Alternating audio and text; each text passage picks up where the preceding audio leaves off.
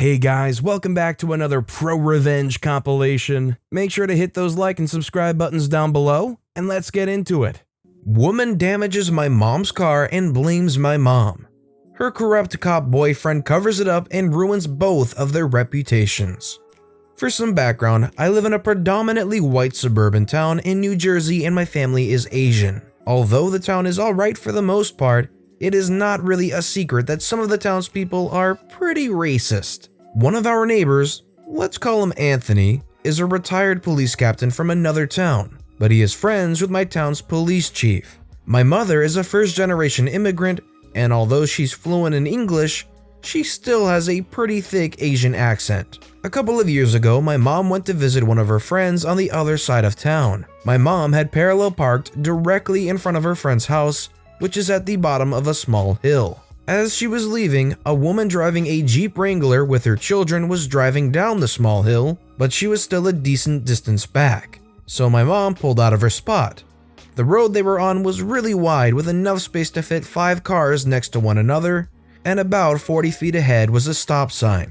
My mom at this point was already in the middle of the road, fully out of the parking spot, and had gotten about 10 feet when the woman driving the Jeep suddenly came up from behind my mom's car and cut directly in front of her, crossing a double yellow line to do so. Because of the angle she cut off my mom at, the Jeep's rear wheel ended up ripping off my mom's front bumper. My mom naturally immediately stopped, and the woman got out of her car after straightening it out on the road. As soon as she stepped out of her car, this woman, we'll call her Karen, immediately starts cursing my mom out at the top of her lungs. Karen told my mom to call the police, but my mom told her that her phone had died. My mom's friend and her son, as well as the neighbor, came out of the house after hearing the commotion to see what had happened. The neighbor, an elderly man, asked what happened and Karen yelled, "Are you freaking blind? A freaking accident happened. Go call the police. I need to call my boyfriend." The son had taken a law class in college, so he offered to take a bunch of pictures of the scene of the accident and send them to my mom later. This becomes super important later. The neighbor calls the police, but Karen's boyfriend arrives at the scene first. When the cop, let's call him Kenny, finally arrives, he asked my mom what had happened.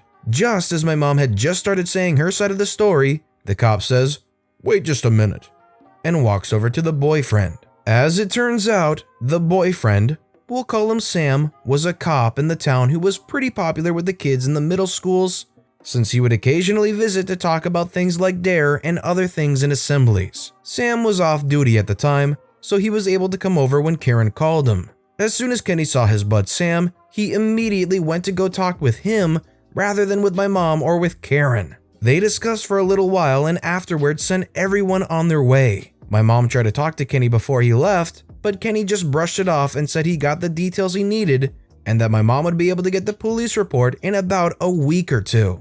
When my mom receives the police report, she saw that it stated that she pulled out without using her blinkers suddenly and hit Karen's car. On top of that, Karen was expecting for my mom's insurance to pay for the damage done to her rear wheel. My mom went to my neighbor Anthony to ask what she should do about the report since it was clearly wrong. Anthony was furious and told her that she would go to the police station and ask to see the chief, and if they ask why she needs to see him, she should tell him that it's because she wants to file an internal complaint. That day, my mom takes the photograph sent to her by the son and goes to the police station and asks the person working the front desk to see the chief. The cop says that she could not just walk in and ask for the chief, so my mom responds, "Okay, so where should I go to file an internal complaint?" And the cop immediately straightens up and says, "Right here, come with me." He leads her into the back. The deputy chief steps into the room and started recording the conversation. Since the chief was out, my mom presented all of the evidence to him instead. After presenting the evidence to show that it was in fact Karen that hit her instead of the other way around,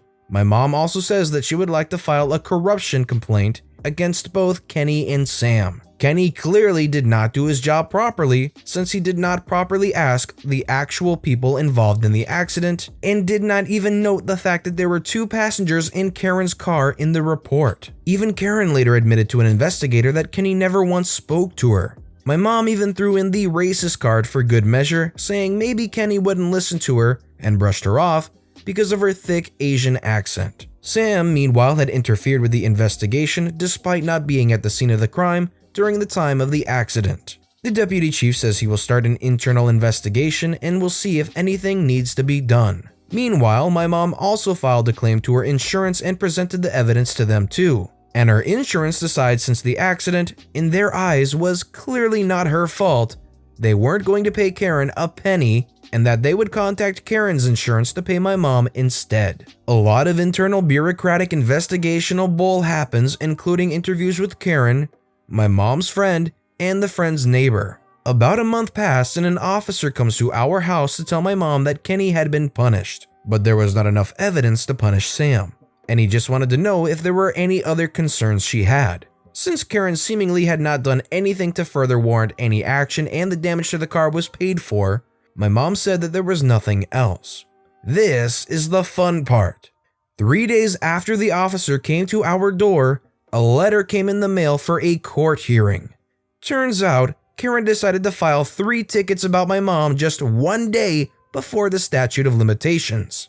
Apparently, in New Jersey, citizens are allowed to file complaints about other citizens breaking the law, a thing that our family had never heard of before until this happened. And because of how late she filed these complaints, by the time we received them in the mail, we could not even counter-complain, and the only options were to pay the fine or go to court. We assumed that Karen learned about being able to file a complaint from Sam because no shoot, and that the only reason she was willing to go this far is because she heard my mom had a super thick Asian accent and assumed that my mom wouldn't know what to do about the tickets and would just pay up. What she didn't count on was the fact that my mom is actually really aggressive with an absolutely massive network of people that she knows. Within a day, my mom hired a lawyer to fight the case, and they immediately asked to change the court from the small court in our town to one of the large courts a couple of towns away. The logic was that if she fought the case in our town, my mom would be at a disadvantage since her case was essentially going against our town's beloved police force. But by putting it in a different town, the playing field would be even. Additionally, while my mom worked from home in her own business, Karen had a full-time job in the town. So, going to court in a different town would be a huge pain in the butt for her. The lawyer had prepared a huge amount of evidence against Karen, so there was no way she was actually going to win the case no matter what. Come the court date, Karen never showed up, so the case was thrown out. That was a pretty nice win, but what came after was even better. Since my mother and sister have a lot of friends in the town, the story of Karen and Sam doing this shady bull got out really fast. Soon, half the town had heard about it, and suddenly Karen and Sam went from 2 favorites in the town because of Sam's reputation to 2 of the most underhanded and nasty people. Sam stopped getting invited to school assemblies, and Karen was ostracized in her kids' school's PTA. Anthony also ended up talking to the police chief in private, and we found out that although Sam was not officially punished, he was severely reprimanded by the chief. Man, normally I would ask what you guys would do in this situation, but OP's mom got so much good stuff done it doesn't even warrant asking. Now that's a mom we all wish we could have. I thought she was checking in for a one-night stand. Boy, was I glad to be wrong. No, this was pre-virus stay-at-home/quarantine. Glossary: distressed passengers. Flight passengers from an airline who had to cancel or delay a flight for whatever reason and have been redirected to a hotel to stay at while they wait for the next flight, however long that might be. I'd been working as a front desk agent for about a week. It's my first time working at a hotel, so I'm still learning the ropes even though I'd previously worked as a check-in agent for a cruise line. I'm working the afternoon shift and things have been pretty slow. Couple of check-ins here and there, and that's about it. It's about 7 p.m. when this lady, we'll call her Libby, comes in and, after talking things out of the valet, makes her way over to me. We exchange greetings and she tells me she would like to reserve a room, but only for a couple of hours. Obviously, we're not a motel, so I let her know the minimum of time she could reserve a room for would be a full night. After asking what the price would be, $240, which is way too much for the kind of hotel I work at, by the way, she agrees and hands me her credit card. This is where things get weird. As soon as I ask her for her ID to make the reservation, Libby backtracks and says that she doesn't want her name anywhere on the reservation and would like to make it under the name of a guy who would be joining her later instead. I pause for a moment, and after asking her again if she was planning on using the room as well, I tell her that I at least need to put her name into the accompanying list for the room. I reassure her that only the employees would be able to see said list and that no, the guy she was planning to meet wouldn't see it. I would like to make it very clear that throughout this whole interaction, Libby has been super composed, kind, and understanding. At this point, however, I'm just thinking she's here for a one-night stand and doesn't want the dude to know anything about her because she's probably married or something. Which I can work with, sure, but why not just actually get a motel, lady? This theory of mine is further solidified when Libby asks me to make a note in the reservation so that, if at any point we need to address her by name around the dude, we wouldn't call her by her real name and instead, she gives me a fake name.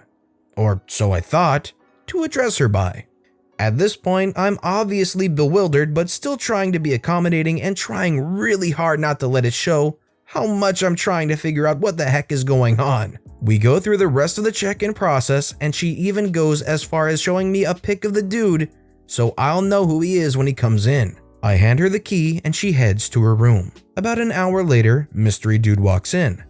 Let's call him Jake. My coworker, who has no clue of anything, ends up checking him in, so I don't really get to see much of Jake. To be honest, at this point, I still wasn't giving the whole thing much thought other than, that's a bit weird. Not even 30 minutes have passed since Jake went up when Libby comes back down and hands me both keys. They'd both received one each and says, "Thank you," in the most serious yet cordial way, and then walks off. Multiple thoughts went through my mind as this lady was making her way to the valet. 1. That was way too fast even for a quickie. 2. Why the heck did she give me 2 keys? Where's Jake? 3. Libby, please tell me you didn't murder Jake. Security is standing behind me staring Libby down, probably having the same thought process as I am. The supervisor for security usually spends the night hanging out at FD. My coworker and I are whispering with each other, still trying to figure out what the heck happened because that did not look like a lady who had just had a pleasant romp in the sheets. Cue Jake coming down the stairs and, okay, we can breathe. He is not dead. Now, what happened next we couldn't see because we suddenly had an onslaught of distressed passengers. Like 30.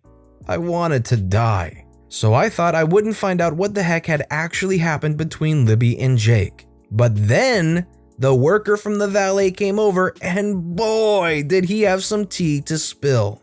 Turns out that Libby had gone as far as asking valet guy to park her car in a way that the license plate wouldn't be visible. Why? Because turns out that Jake is Libby's husband. And you might be asking yourself by this point, why has this lady gone through so much trouble to hide anything that might give her identity away from her husband? Well, dear reader, because the alias that Libby gave me just so happened to be the name of the girl Jake was cheating on her with. This woman somehow got her cheating butt husband to believe that his girlfriend had booked them a sweet, sweet night at the hotel, only for him to show up and find his wife sitting on the bed instead. This bamf of a woman came back downstairs after probably massacring the heck out of this idiotic boy with not a hair out of place and calmly had the valet bring both of their cars back and then patiently waited for Jake Schmake to get his sorry butt back to the lobby so that she could extend her hand and demand their house keys from him. She then got into her car and just drove away. The only thing that would have made this even better was if Jake Schmake's girlfriend had also been there to tear into him as well. I like to think she had a part to play in this whole thing, since how else would Libby have managed to trick him into getting to the hotel? Point is, this woman is all I aspire to be. These are 2 wonderful stories back to back. The difficult question I do have for you guys is which of these 2 stories were your personal favorite and why? Let me know which of these 2 stories you liked most in the comments below. Cheat on me and no one goes on vacation. My ex and I used to go to a Cancun resort every year with a bunch of our mutual friends. I found out my ex was cheating on me when I accidentally got a flight confirmation email that he booked tickets for himself and the other girl. It was rough. Tried to have a civil breakup, but he refused to pay me for the Cancun vacation that I had already prepaid. I tried to get my money back, but he refused. After our breakup, it took me several weeks to find a new place to live and move my things out of his house. On the last trip to the house, I asked him one last time for the money and he again refused. So I accidentally packed his current passport in my last box of things and left my expired passport in its place. Since he has already booked the tickets, he apparently didn't check the passport until he was at the airport and was denied the international flight because he didn't have a current passport. I never did get my money, but I did get immense satisfaction that he didn't get to go on vacation. Short, sweet, and effective. If you were in OP's shoes, would you feel pretty happy ruining this vacation for him? Let me know in the comments below. The old Uno reverse card. One day I came home from work and someone else's car was parked out front of my house. No matter. I park outside my neighbor's house. When I wake up the next day and go out to my car to leave for work, there's a note tucked on my windshield. I unfold it and it reads, "Do not park here ever again or else," in a font so large it takes up the whole page of the paper. I folded it up, placed it in my glove box, and there it sat for nearly a year. Until the day he parked out front of my house. I tucked the note he left me on his window and went to bed. The next day, as I was enjoying my morning coffee, I watched his wife go to get in the car and noticed the note. She read it with a puzzled look that quickly turned to rage.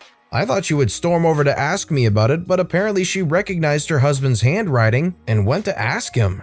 He had to sheepishly explain to her that he left it on my car, and she brought him over, tail between his legs, to apologize. We had a beer. He stared at the floor the whole time. It was cool. Well, I guess you can see who runs the show at the neighbor's house. I'm glad that neighbor had to enjoy some awkward pain for being so hypocritical and petty. Buried and gone. I was about 9 or 10 in primary school. There was one kid who was the bane of everyone's existence. Let's call him Jake. Jake was a little poop. He was spoiled rotten and delighted in seeing others miserable. One time when a friend of mine was climbing a tree, he threw half a brick at him and knocked him off. Never got in trouble for this because no adult saw it. Long story short, he's a poop. On one Friday, he was being particularly crappy, basically pulling hair, telling me I'm a sissy for reading books, telling others they were worthless and generally being a little crap. So while he was running around causing mischief, I quietly put down my book and went to the storage room.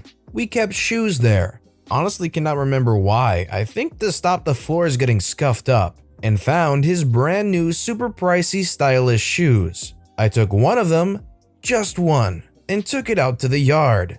I dug a hole as deep as I could in the sand pit and dumped the shoe in. After burying it, I went back to my book. When my mother picked me up, Jake was frantically looking for his shoe. His own mother hot on his heels berating him for losing something so expensive. I left. As far as I know, they never found it. I'm just imagining 1 year later on, some kid starts digging up in the sandpit and what do they find? Some old dirty shoe that was buried years ago. Score! It was 80% my fault? So this was 6 years ago when my now husband and I moved in together after 2 years of dating. I, 24 at the time, moved into his, 31 at the time, place, into his room. While it was an overall good thing, changes can be hard and we needed to adjust to sharing space. One thing I'd like to stress is that we both were, and are, immature and petty, but we've made each other better over time. One evening he heard me falling in the walk-in closet. I yelped in surprise and my wrist banged against the wall to catch myself. He rushed to my side to make sure I was okay and asked me what happened. I may have kicked the clothes he left on the floor. Edit, khaki shorts on khaki colored closet floor mats. Or pointed or straight up said it out loud. We have embellished the story over the years so it's hard to remember the truth. But the message was, I tripped and it's because you don't pick up your clothes. He definitely said, it's 80% your fault for not looking, and went back to what he was doing. I was so mad. I took every piece of clothing I had, Edit from the hamper. I figured I would be the one cleaning it up after making my point, leaving clothes on the ground is inconsiderate, and spread it on the floor of the room. The slight furrow of his brow when he saw the mess of clothes on the ground was a start. If you trip, it's only like 20% my fault, I added. He frowned. A total success for me. It worked better than nagging and I didn't have to stoop to being his maid. We ended our night laughing at our pettiness and picked the mess up together before going to bed. He picks up his clothes now, mostly. We now use Nerf guns to shoot each other when we squabble. This sounds like a fun relationship and I like the fact that they use Nerf guns to shoot each other when they squabble, instead of it being something a little nastier, which it shouldn't be. The school counselor called me a liar. This happened about 10 years ago when I was in 11th grade. I had to make up 0.5 of a credit for a math class I freaked around in my freshman year. So for the first half of the school year, I made up my credit and was finished with math classes for the rest of my time in high school. At the end of the semester, the school passes out our new schedules for the second semester. Well, they gave me mine and it was missing one of my classes. They didn't bother placing me in another class at all and just left it blank. I had no way of getting home 1 hour early, so I needed another class to fill my schedule. Well, here's where it gets interesting. Well, I went to the guidance counselor to fix this mistake. The only way to see a counselor is to check in at the main desk and wait. My math class was my last period, so I sat in the office until school was let out and I went home. Next day, instead of my last period class, I sat in the office until the bell rang. I did this 4 days and went back to my math class and sat there. The math teacher got irrationally angry and kicked me out of the class because I didn't belong there. Well, day 5 of sitting in the office, I decided to tell my mother, and my mother's way of dealing with things like this was calling her mother. Personally, I hate my grandmother because she's a mean and hateful person, but it worked out for me this time. She called the school, talked to about 3 different people until she got on the line with my counselor. Well, she called my grandmother a liar and said I've been skipping classes every day. She later called me to the office and showed me her sign-in sheet. She said, "How dare you lie to your grandmother? You never signed my sheet." Well, she showed me a yellow piece of paper and the one I signed was a purple construction paper-like sheet. Well, I told her what I thought about her and she sent me back to class. My grandmother did not take being called a liar nicely. She knows the head of the school council and called him. From what I heard is she let into him so bad, he called my counselor and just let into her. She called me back to her office a little later and apologized to me and said she would immediately fix my schedule. A whole week after the schedules went out, the head council member said he was tired of her crap and wanted to fire her, but she begged him on the phone. She kept her job for 2 more years after this. And because I didn't need an actual class, they made me an office aide and I received a 100% A in that class and watched soap operas with the nurse every day and hang out with another good friend who was an aide too. Sorry for my bad writing, I went to school in rural Florida. Honestly, that sounds great. I mean, it sucks that you didn't have any way to get home an hour early considering you didn't need to be there. But if you have to be there, having to sit around and watch TV and get a 100% A, that's pretty nice. Ruining a wedding reception for fun and profit. When I was 13, so 8 years ago, my dad remarried after divorcing my mom 4 years before. Before the divorce, his fiancée had been his mistress. My mom is completely better off without him, and ignoring the fact I wouldn't exist, I don't think she should have married him in the first place. Even if I think my parents weren't a good match, that's no excuse to cheat on your wife. This woman was freaking vile in all sorts of ways. She constantly belittled me, made fun of the fact I needed to take pills for my mental illness. Despite being a freaking pharmacist, I don't get it either. And was generally awful to me and my siblings. But she was a decade younger than my dad and reasonably hot, so he didn't give a crap how she treated us. The one time he actually listened to us about her is when they were thinking of having a baby, and my brother said he'd ask our mom to sue for full custody of us if they did. So anyway, they got married. I was a bridesmaid, cause that idiot had no real friends. The other 2 bridesmaids were her sister and my sister. My brother was the best man, cause she didn't like my dad's best friend. He and my dad still don't talk to this day, even though the guy was like an uncle to me as a little kid. It was a wedding, everything went normally. But at the beginning of the reception, before the first dance, we were taking pictures in front of a chocolate fountain, looking like the happy family we never were and would never be. I'm on the autism spectrum and have a problem maintaining eye contact. This extends to looking at a camera. So when we had to retake a photo because I wasn't looking, she leans down and whispers something in my ear. I'm not going to repeat it, but it involved the R word. I don't like saying it. Anyway, I kinda snapped and decided she was gonna pay for this. No one noticed, or at least no one called me out, when I started slowly moving the chocolate fountain towards the edge of the table. When it got to the edge, it makes contact with the back of that pure white wedding dress and slowly drips down. By the time she notices, it looks like she crapped herself. But for all anyone else knows, this was an accident. She has no spare dress and that stain is not coming out. So first dance, cutting the cake, speeches, everything. This woman has what looks like a crap stain on the back of her dress. It was a small revenge, but it was so worth it. What's supposed to be the happiest day of this stupid woman's life, and she's gonna remember that stain every time she thinks about it. They never did get the stain out, and nobody knew it was me. Until now, I guess. Hi family, if you're reading this. Susie, you're an expletive and you deserve that chocolate stain. Subtle, but effective, and it will forever tarnish what was supposed to be her special moment when she was being a special, let's not say the word. Try to elbow your way to the front at a gig? I'll guess I'll just sing to every song. This was a few years ago in Spain. I just happened to find out that one of my favorite bands were playing a gig on the other side of the country from where I was living. As the gig was on my birthday weekend, I figured why not? So I found someone else who wanted to go. We organized it all and planned for a fun weekend of sightseeing and music. Fast forward to the gig itself, we got there at a good time so we could grab a drink and find a good spot to watch the stage. Just as the band came on, two Spanish girls started elbowing their way towards the stage, deciding to stop just in front of me, which was pretty infuriating, as they were also holding up their phones to video the band, blocking my view. Now, I know every song of the band, and I have a singing voice like a cat being washed, so I hit upon a perfect revenge. Every time this girl tried to film, I'd sing along at the top of my voice.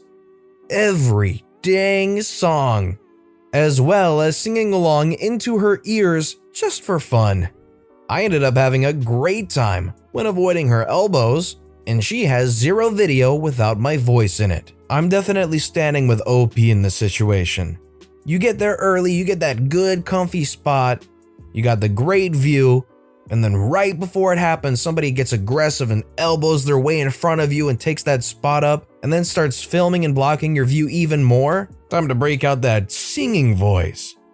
Falsely accuse me and withhold my pay? Say goodbye to your business. So this happened a little bit ago at my first job. I worked at a small local spa company. There was only about 6 workers there.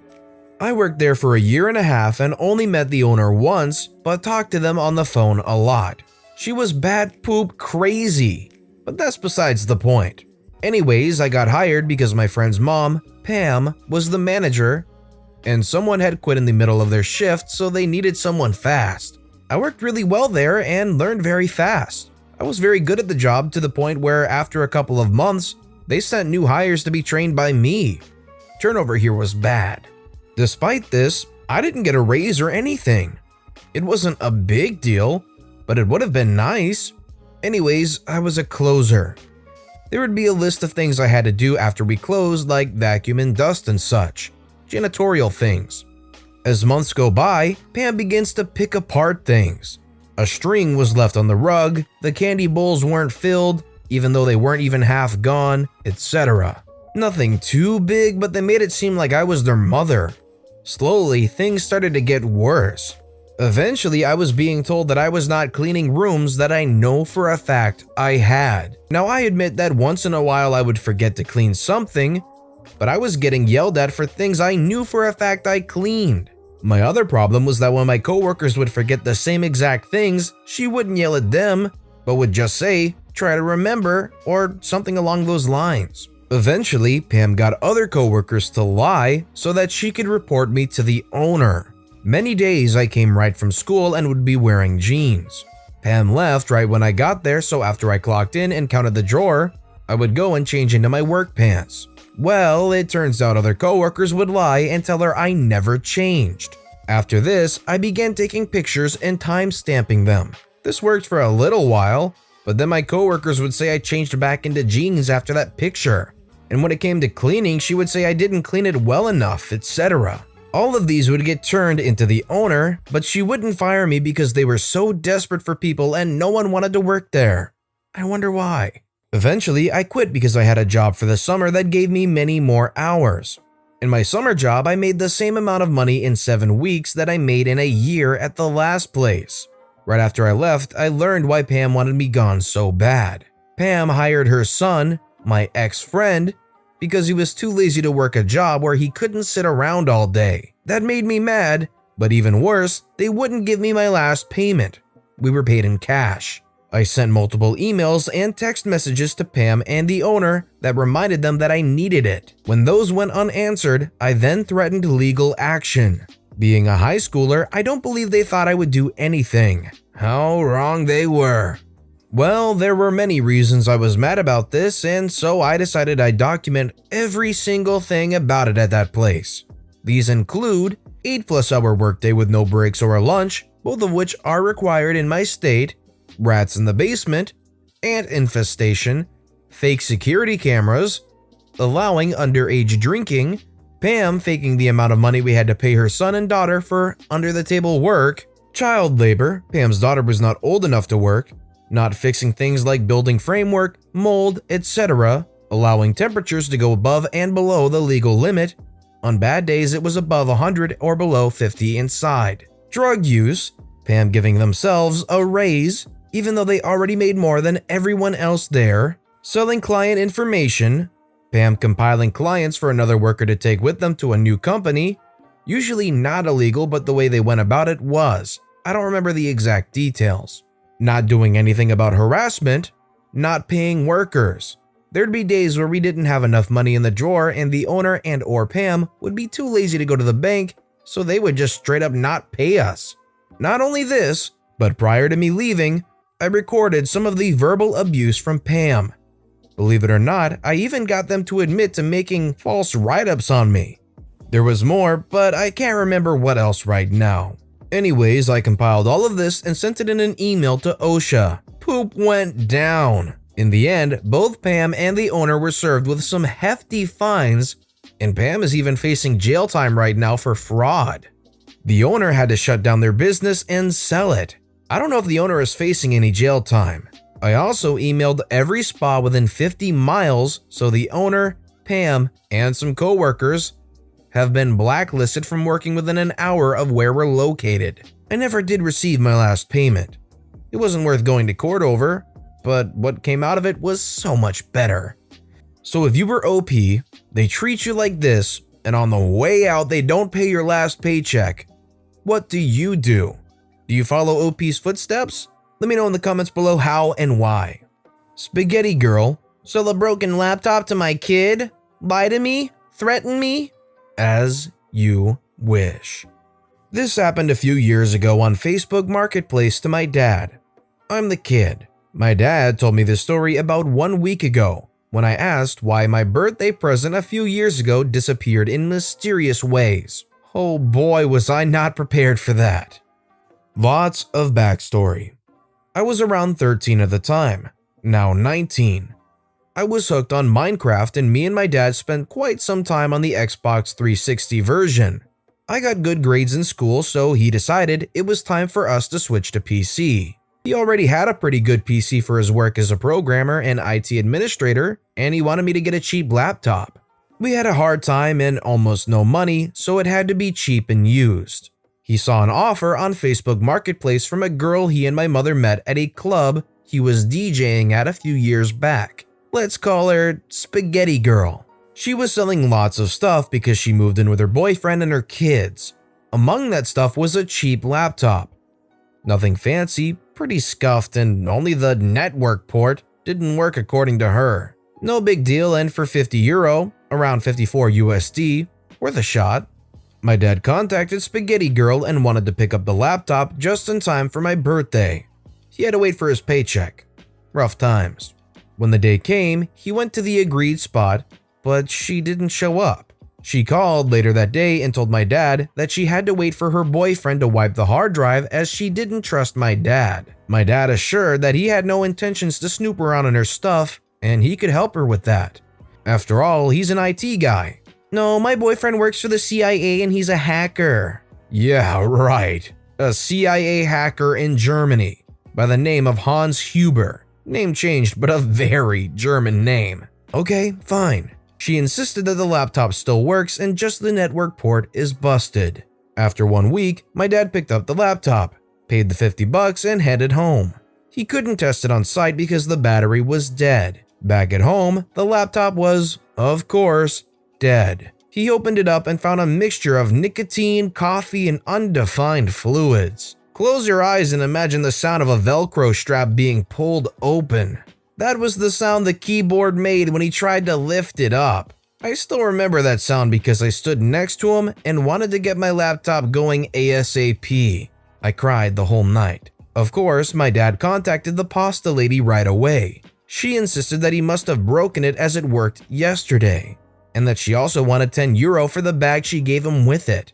My dad was calm on the outside, but he locked up his office door for 4 hours and instructed us to not go in there for the next few days. Finally, after a wall of text, the autopsy. Remember that my dad was an IT administrator at the time? Turns out, he was pretty good at his job. He was a guest lecturer at some universities, held talks about data recovery on conferences, etc. My dad plugged in the still good hard drive into his work PC and had a look. Of course, hacker Hans had only formatted the drive. He recovered some files to look for any logs that would indicate that the laptop had worked yesterday. The last files were from half a year ago, and it wasn't shut down as the dirty bit for Windows was also set. Everything indicated that the laptop was dead for at least half a year. Great work, Hans. On the second evening, when my dad was looking for evidence, he stumbled across some pictures. One of an elderly man with a guitar, a few from the nightclub back in the days. I remember how I heard my dad laugh inside his office, but I wasn't allowed in and the door was locked. That upset me back then. Now I understand. The spaghetti incident. She had some pictures taken of her with some spaghetti meticulously rolled up into a circle on her chest. Lots of spaghetti, with a blob of sauce in the middle to cover up. Her boyfriend was sitting next to her with some chopsticks. I mean, who in the world eats spaghetti with chopsticks? And who pays a photographer to take pictures of that? My dad tried to ask her for the money back and even offered to help and get her files back. Didn't mention the spaghetti pictures. She went on to attack my dad publicly on Facebook. Stuff like, "There's this guy, Dad's name, who tries to blackmail me. What should I do?" And, "No, I don't want your pictures, Dad's name." And to top it all off, "When my boyfriend learns about this, he'll hack you." A few private messages followed. "Shut up about that stupid laptop and give me the €10 for the bag. Or else I'll tell everyone you wanted to force yourself on me." Also, a few insults. My dad had enough of that. He suspended his Facebook account and went silent. He almost lost his job and family over this, but he was smart enough to save all the chat logs with her, so he could prove to my mother and his boss that he wasn't blackmailing anybody, and he wasn't sending explicit pictures to anybody. Yet. The revenge. After a few months, my dad had a new Facebook account and everything was back to normal.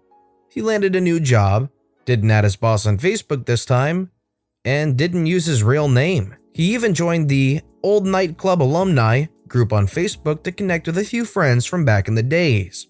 One beautiful day, he finds a new post in the group by Spaghetti Girl, asking everyone for pictures of the good old days as a thief stole her laptop and tried to blackmail her with deleting the pictures. My dad kindly responded. He had this evil grin on his face when he told me a few days ago. "Oh, hey spaghetti girl, long time no see. I have quite a lot of pictures from the time. Found them on an old hard drive. Even some of you and your boyfriend at a nice pasta dinner. And a few screenshots with old chat logs. Do you want me to send them to you via PM or should I just share them here?" "Nah, just share them here." "As you wish." Hey, there's also good news for her. She also got the pictures of her recently deceased father back, the nice gentleman with the guitar, in 160 by 160 pixels. The fallout. Facebook blew up that day and the weeks after. At least in our little slice of the world. A few things happened. She was dropped by her friends. They all cut ties with her. Turned out she pulled off similar things with a bouncer of that nightclub, got him fired and expelled from their group of friends. He was the creator of said Facebook group. Noodle Witch and Chopstick Jerk were quickly both tagged in all of the pictures by their former friends. Even her cat was tagged on one of the pictures. Her boyfriend, Hans of 12 years, recognized one of her tattoos that he paid for. So the picture had to be taken recently. He recognized the bed she was on, but he wasn't the chopstick-wielding dude in the picture. He was now Han Solo. My dad never really looked that much at the pictures, so he didn't see that Spaghetti Queen had laid out quite a bunch of drugs, weed, pills in a Ziploc bag, in the background of her pictures. This minor detail was discovered by the Chopstick Master's current girlfriend, who of course told the police, CPS, Jugendamt in Germany, and both of their parents. Police couldn't do much. Their kids were taken away for a while. I don't know what happened afterwards. A few colleagues of hers saw that post. She quit her dream job of being a cashier at Aldi soon after that. She had to move out of Hans's flat. She moved across the country if her new Facebook account is to be believed. She used the name of her cat. I know I'm being very spiteful over this, but I think she got what she deserved. And $50. Today, we sold the hard drive and the RAM from the laptop for €30 each afterwards. With the money, my dad bought a used HP desktop for me. Minecraft at 30 FPS. Coming from the Xbox 360, this felt right at home. For my 17th birthday, I got a, back then, brand new computer. Ryzen 1600X, GTX 1060, 16 gigs of RAM and a brand new SSD. With no spaghetti pictures on it. My dad and I still play Minecraft together. He now is a software developer at a bigger company and we have no concerns about money. Not rich, but not paycheck to paycheck. Not all heroes wear capes, but my dad does. He went to Minecon. I know it was pretty long. Hope it was worth your time. Greetings from Germany. Edit, a few clarifications. We were in a pinch financially because we had to pay double rent because we moved recently. My mother lost her job and our car broke down. That was a bit too much and it took a few months to recover. My dad, of course, opened the lid of the laptop when picking it up. Everything visible without disassembling the computer looked fine. The Velcro moment was when he took it apart to see if it was an easy fix like a blown fuse on the input circuit. Some of you pointed out that Facebook Marketplace was introduced in 2016. However, people have been selling stuff on Facebook for years. There were buy plus sell groups before that. For me, everything bought from Facebook was from the Facebook Marketplace, so I might have mixed that up when writing. Today I learned people do eat spaghetti with chopsticks. I didn't want to judge you guys. In Germany, this is very uncommon. I don't want to be too judgmental, but Spaghetti Lady sounded pretty trashy, I'm not gonna lie. Fire me before I quit? I ruin your life. Since I'm still in school, I took a job at a bakery of types which I won't name. The place has bread in the name but also sells overpriced salads and sandwiches. I worked there for close to a year where I had this boss named Betty. Not a real name, of course. Betty and I didn't get along whatsoever. She had gotten the previous general manager to quit because she had an affair with him, and she threatened to tell his wife if he didn't leave. He quickly left the job and she was promoted to the position. I didn't like her, but I have to respect the dedication to be the general manager of a small butt store. When I first started working there, I was respectful, but she would do things that would get on my nerves. For instance, I would clean all the places I would be hired to do, And once I was done and relaxed for maybe 5 minutes, she would run out of the manager's office screeching, "Why aren't you working?" I would tell her, of course, I did my job, and as a cashier, if nobody is there to help, then I didn't have anything to do. She would glare at me, then I would see her accidentally drop an entire pot of brewed coffee onto my freshly mopped floor for me to clean. So I learned quickly to always look busy. Once she realized I was going to kneel and kiss the ground she walked on, she started dropping my hours. The store ran on a Game of Thrones type politics for who got promotions and raises. Somehow all her friends were managers and would bully the rest of us. She would drive to my job clock just in case corporate decided to check her hours. So she was essentially stealing hours. When you clocked in, it printed out a small piece of paper telling you when you clocked in. She would just drop them on the floor for me to clean up. I would usually pick them up and stick them into a pocket. So this led to me finding Betty's clock in and out stubs in my pocket at my house. This will be important for later. Did I mention she was super racist? She was white and the most of the staff were my fellow high school peers, who were all mostly people of color. One day at work, she walked out and told us, "When you're on the clock, I own you." When we all reacted to look at her, she backpedaled and was like, "I didn't mean it like that." This will be important for later. So after a while, I got sick of practically begging for hours, so I went to my current job, but decided I merely wanted to drop my hours, which were already barely a day a week. But suddenly, when I got my new job, she scheduled me every single day of an entire week. She never did that even when we were on semi-good terms. So I obviously told her I had a new job and couldn't do this. After that, I went home and called my friend who was still working there to tell him I was going to quit tomorrow. He has a bad habit of putting his phone on speaker while he's cleaning at work, so Betty obviously overheard this. The next day, I walk in and go through the respectful motions of saying, "Thank you for the opportunity," and blah blah blah. Betty let me get through the entire speech before she said, "Oh yeah, I was meaning to tell you, you're fired." I was so blindsided and ticked, I cussed her out. My mom raised me to treat women with respect, but this freaking fat, overweight, hippo-looking idiot ticked me the freak off. She's the type of girl to think binge eating was a personality trait. So I left and was mad about being fired before I could quit, but didn't push the issue.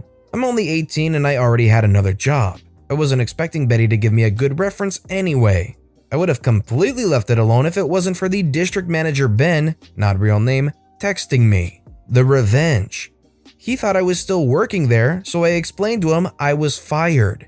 He was stunned due to the fact that I was a decent employee. He asked why she let me go, and I explained it to him, and he was angry. He clarified that she fired me before I quit, and I said yes. He was ticked that she did this and asked if there was anything else she might have done. I kind of just vented to him for a bit. When I told him about the racist remark, he asked if anyone else would collaborate with me. I forgot to mention that she slowly fired and forced people to quit and replaced them with her friends and family, which, according to company policy, she couldn't do. Something about conflict of interest. I asked all the people who were working that day if they could, and a few said they would say they did, but one did even better. My one coworker, Andy, is convinced he's the next big vlogger, so he always has his phone out or just using audio recording for hours for a chance to catch a funny clip. I've watched his content and let me say, it's just super cringe. But turns out he labels each recording by the day and times. So when he checked, he found her making racist remarks. I got a brilliant idea, and with my other fired or coworkers first to quit, we decided to scour Andy's recordings. We found some great moments of Betty saying controversial things or just being nasty. Like once, a guest sneezed on the baked pastries, and when a coworker told her, she laughed it off and said nobody would know. But this wasn't enough for me. I try to avoid conflict, but when I'm in a situation, I'll follow it through. I looked her up on Facebook and found out she was married. Nobody knew this. So when she had the affair with the other manager and basically blackmailed him, she was also married and cheating. I don't think anyone ever cared out to find out because she was a nasty old lady. So I found the old manager's Mark's Facebook and found out he and his wife were separated. Turns out, even after he quit, Betty was still trying to blackmail money out of him.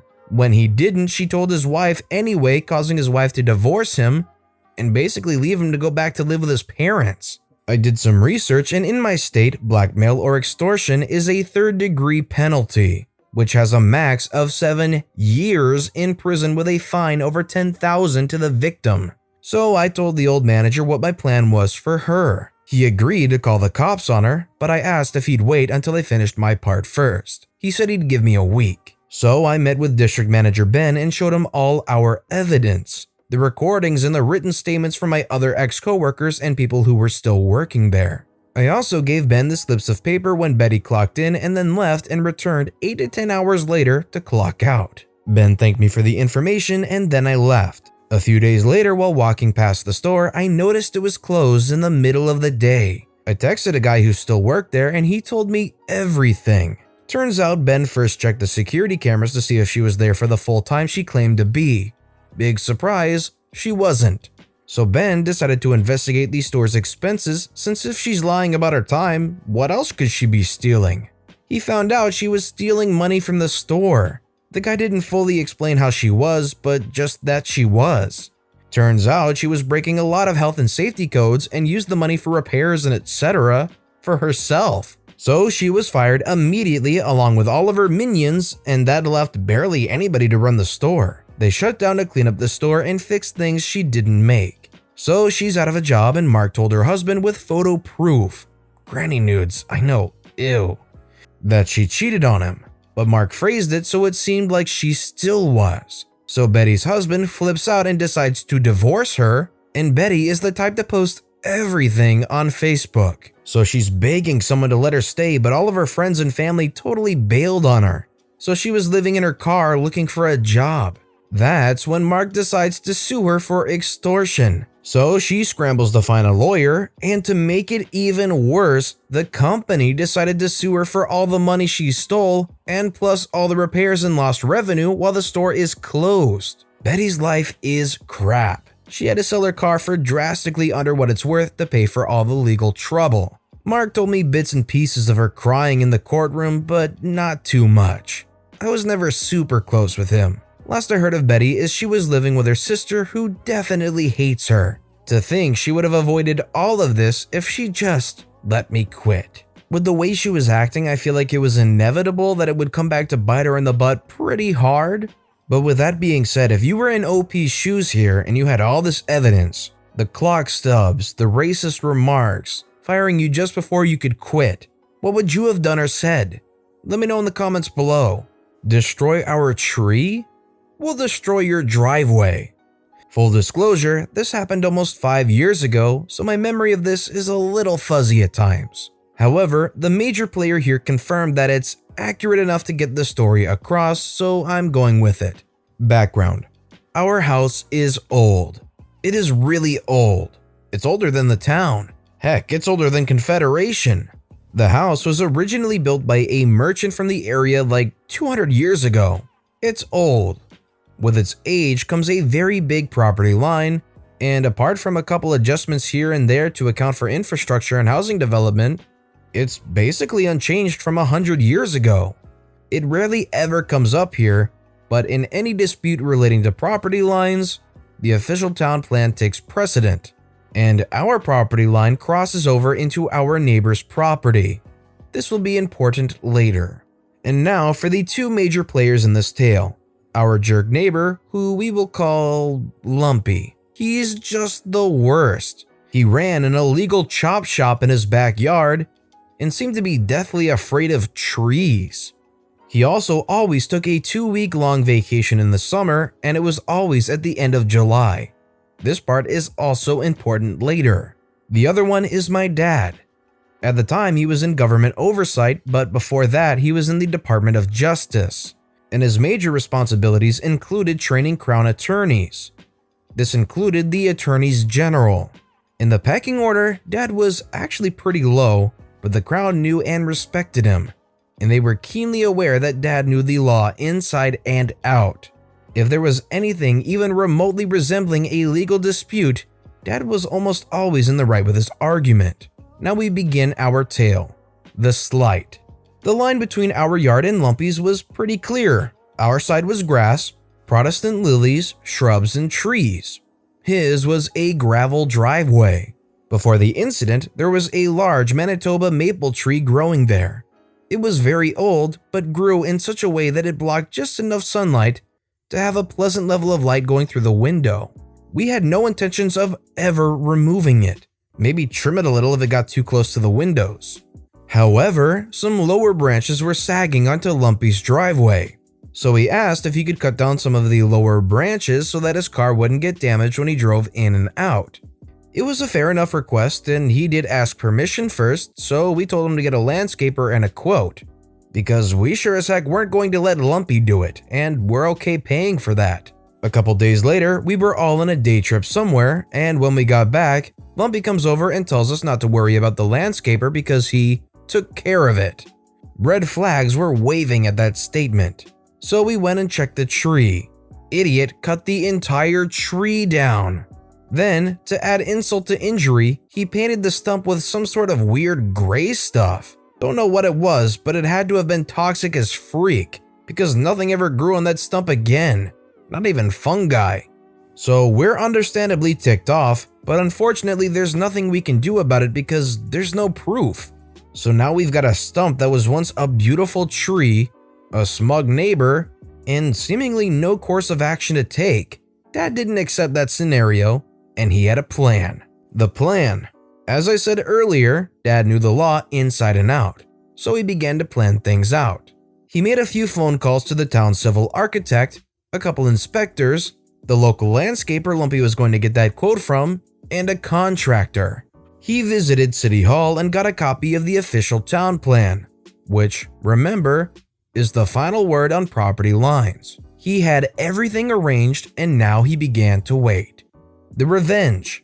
Like clockwork, Lumpy went on vacation and the plan was enacted. Over the course of 2 weeks, we expanded. We rebuilt our fence to new dimensions, rearranged the shrubs, dug up the gravel driveway and put fresh dirt and grass over it, and planted a weeping willow in a spot where, as it grew, would always hang and shred into Lumpy's yard. With the expanded fence and shrubbery, Lumpy's driveway was a small strip of pavement, maybe half a meter wide. The fence placed an old, dying maple and a hawthorn on our side, but because of how the two trees grew, most of it was on Lumpy's side. The key point is that the placement of the truck dictates whose property it's on, so it's our tree that he can't touch, no matter how annoying or destructive it is. With the new dimensions, the chop shop he was running was now on our side of the fence. But because it was illegal, it was just scrap metal as far as the law was concerned, so we sold it to a local scrap yard. By the time Lumpy came back, our yard had expanded almost 3 meters into his yard, and waiting for him was Dad, the civil architect, and a lawyer with a stack of documents outlining, in full detail, that what they did was 100% legal and there wasn't a thing he could do about it. Edit. Not sure how it happened, but it was supposed to say that we told Lumpy to get the quote and that we'd pay for the landscaper, because we didn't want Lumpy to do it himself. Second edit. Aftermath. Lumpy apparently tried to press charges, something along the lines of trespassing, or destruction of property, or something ridiculous like that. I had moved out of town at the time, so I don't know for sure what happened, but I like to think the judge just threw the case out. Like I said, everything was above board and completely legal. What I do know he did was tear up part of his lawn and put in a new driveway. He still had room for it, but it also cut his lawn in half, and he had to pay to have the sidewalk adjusted into a ramp. Also, because the town was paying attention now, he had to have it done properly, with like asphalt and stuff, instead of gravel like before. He's also apparently planning to move out and rent the property to others.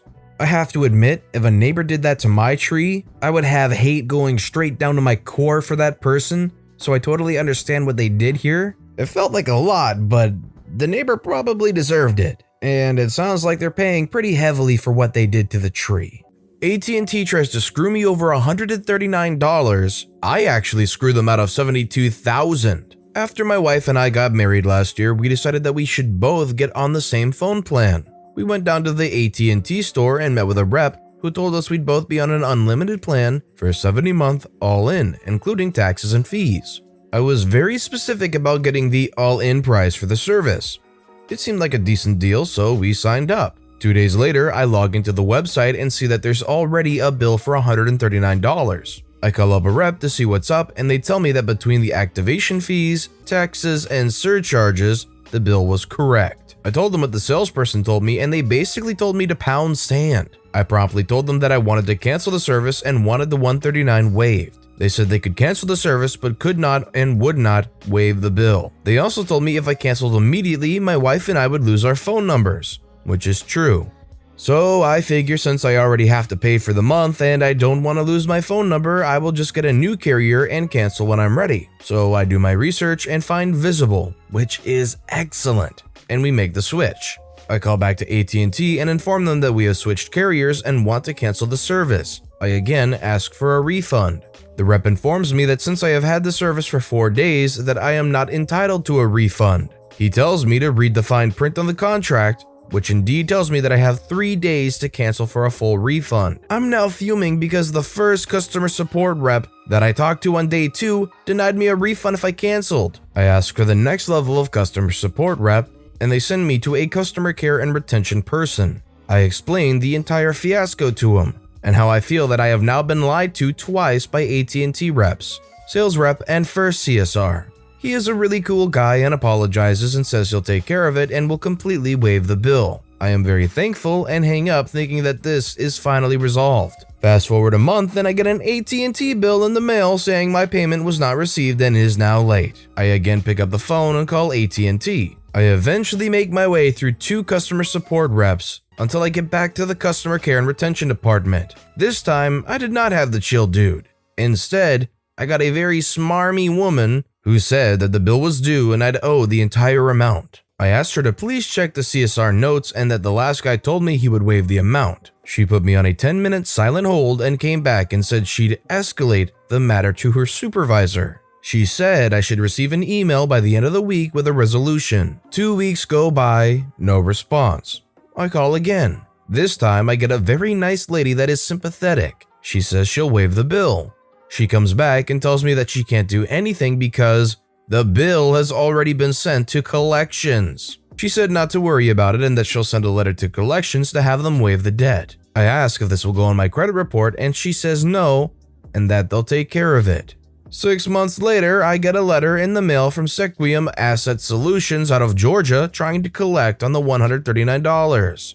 I immediately send them a letter via certified mail demanding that they verify the debt, since it's obviously bad. I hear nothing for 2 months, and then I get an alert that I have a negative mark on my credit. I go in, and sure enough, Sequium has indicated that the amount is in collections. I immediately write letters to all 3 bureaus requesting that they remove the mark. A month goes by and every single one of the bureaus removes the mark, thank God. Another 3 months go by and then I get a letter from Sunrise Credit Services in New York again trying to collect on the debt. This is truly unbelievable because it appears that Sequium couldn't verify it, so instead of apologizing and waiving the debt, they just sold it off to another collection agency. I send another certified letter to Sunrise demanding verification.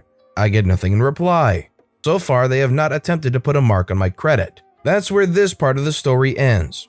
Who knows what will happen next? I could file a lawsuit, but the filing fee alone would be more than the amount owed. Here's the thing. I am not cash-strapped. I am blessed enough that I could easily pay the $139 without making a dent in my budget. I have lost 5 times that amount in hours spent on the phone and writing letters, but I am determined to go to the mat with AT&T on principle alone. This brings us to the revenge stage.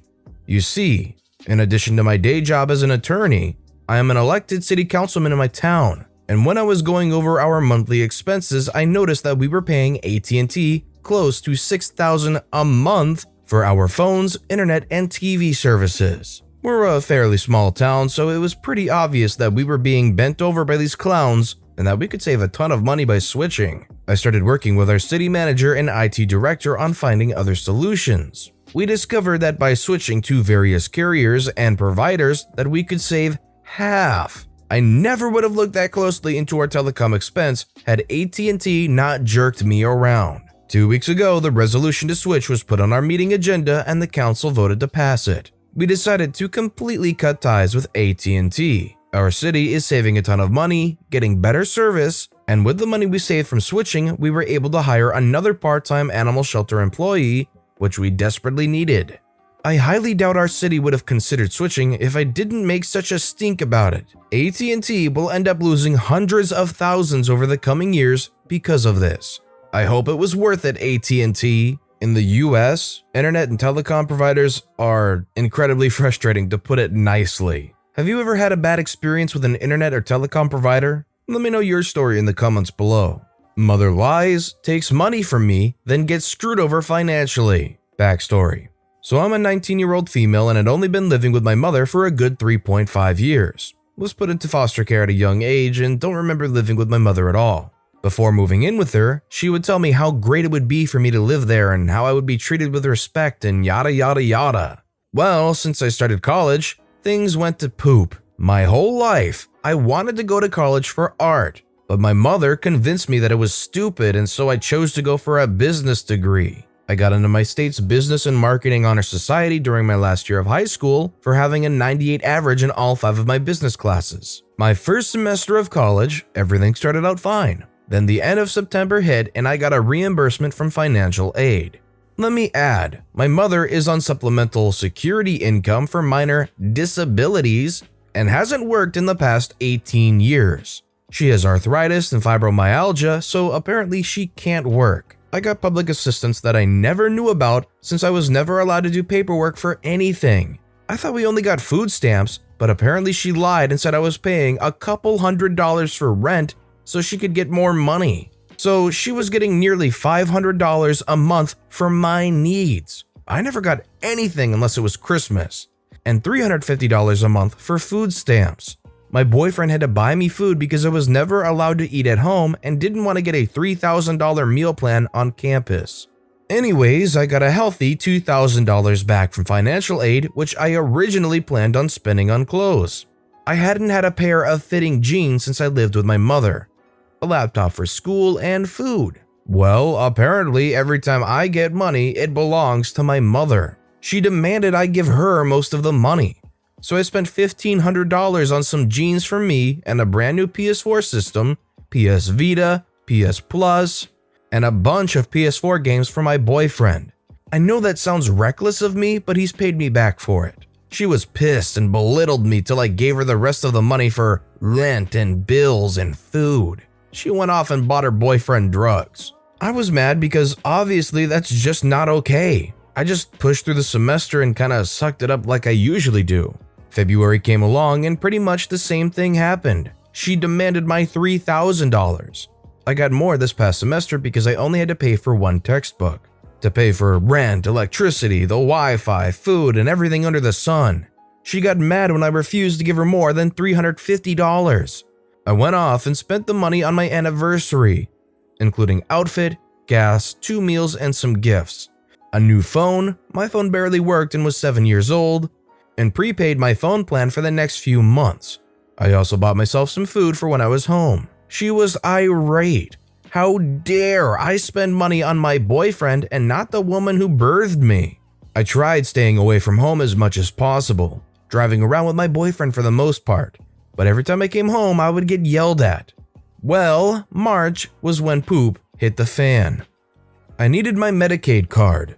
They put cash assistance on that card for convenience, and birth certificate for a program that helps people get jobs in the area, and she wasn't having it. Apparently saying I needed them was being rude and disrespectful. I ignored her for the most part and kept insisting that I needed them right away because I had to leave. She gave them to me after half an hour of me telling her I needed to leave and just started yelling at me. So I left for a few hours and I got a call from my caseworker asking when I would turn in timesheets. I had to get a signature from each teacher stating I was in class to keep my insurance benefits and the food stamps. I didn't know about the cash assistance, and she told me I could lose the cash assistance if I didn't. I asked her what she was talking about, and she told me I got approximately $500 a month to pay for rent and other things I needed. I informed her that I never knew about that, and she was very upset that my mother was using the money on God knows what. She told me to change the pin on the card and to not let my mother touch it. So I changed the pin on my card, went home, and my room was torn up. My clothes were everywhere. My old laptop was missing. My Christmas gifts from my boyfriend were gone. I was very upset. I told my mother that I wanted my stuff back and she just threw everything at my door. I started packing my bags because I was done with her garbage. She demanded I give her my Medicaid card back because she keeps everyone else's. She got in my face, threw my glasses onto the floor, tried throwing my new phone, and was just screaming at me till I gave it to her. I have post-traumatic stress disorder, so I panic whenever someone is even slightly loud. After she went to the store and tried buying something with it, she came home and started shoving me around, demanding I give her the pin. I was just like my father. I was a piece of garbage for buying jeans that would actually fit me for once in my life. I was trash for liking the presents I got from my boyfriend and not from her. I got pants that were 2 sizes too big and very low rise for Christmas. Yeah, no, etc., etc. She actually hit me because of it and hit me till I gave her my pin. So, of course, I was dumb and gave it to her. Someone for some reason called the cops and they showed up shortly after, and her boyfriend started telling them I was abusive and manipulative and a pathological liar. I showed them where she hit me and tried explaining that she took my Medicaid card, but they didn't care. The cops never care because supposedly, my mom's boyfriend has put half of our local police force into the hospital. After the cops left, my mother said that my boyfriend, who has done nothing and has been only supportive of me throughout this, was attracted to children. I'm a year older than him, and that he was not allowed to enter the house again. Then she said I had a new curfew of 6 p.m. I had a class that ended at 5 and it took me 2 hours to walk home, so that was stupid. And if I left the house, I was never to return. So I left. My boyfriend took me to a homeless shelter specifically for teens and young adults that were in abusive situations and had nowhere else to go. I got my own apartment with the potential of getting a roommate at some point, and I honestly have never felt better in my life. The following day, I go to get a new card and my mother had taken out $260 at 5 a.m. with the help of my oldest sister. I had $4 to buy food for 2 weeks before I could apply for my own food stamps and cash assistance case. Most of the time I only had water and I would eat every 3 days at my boyfriend's house. When the virus hit, his dad refused to let me over even though he knew what was going on to a certain extent. I didn't eat anything for a week before being able to get food stamps. I wish I had gotten a job, but having 8 classes, one of which was 6 hours a week for a measly 1 credit, took up the majority of my time. The college suggested I withdraw to focus on my mental health.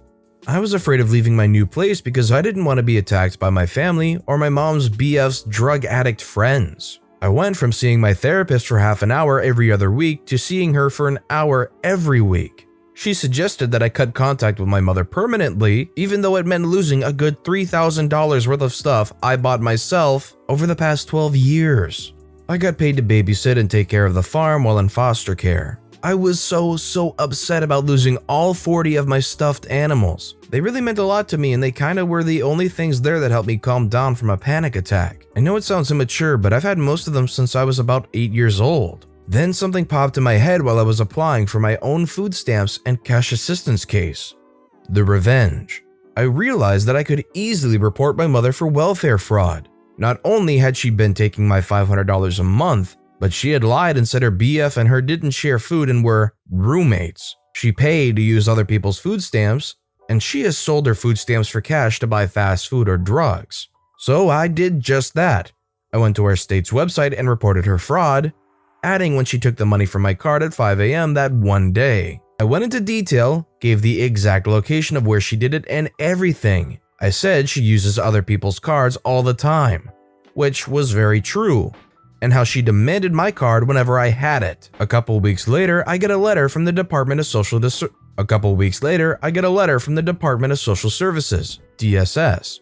They accidentally sent it to my address instead of my mom's, thinking she moved along with me. I open it and I read that she was denied public assistance, denied medical insurance, and denied food stamps.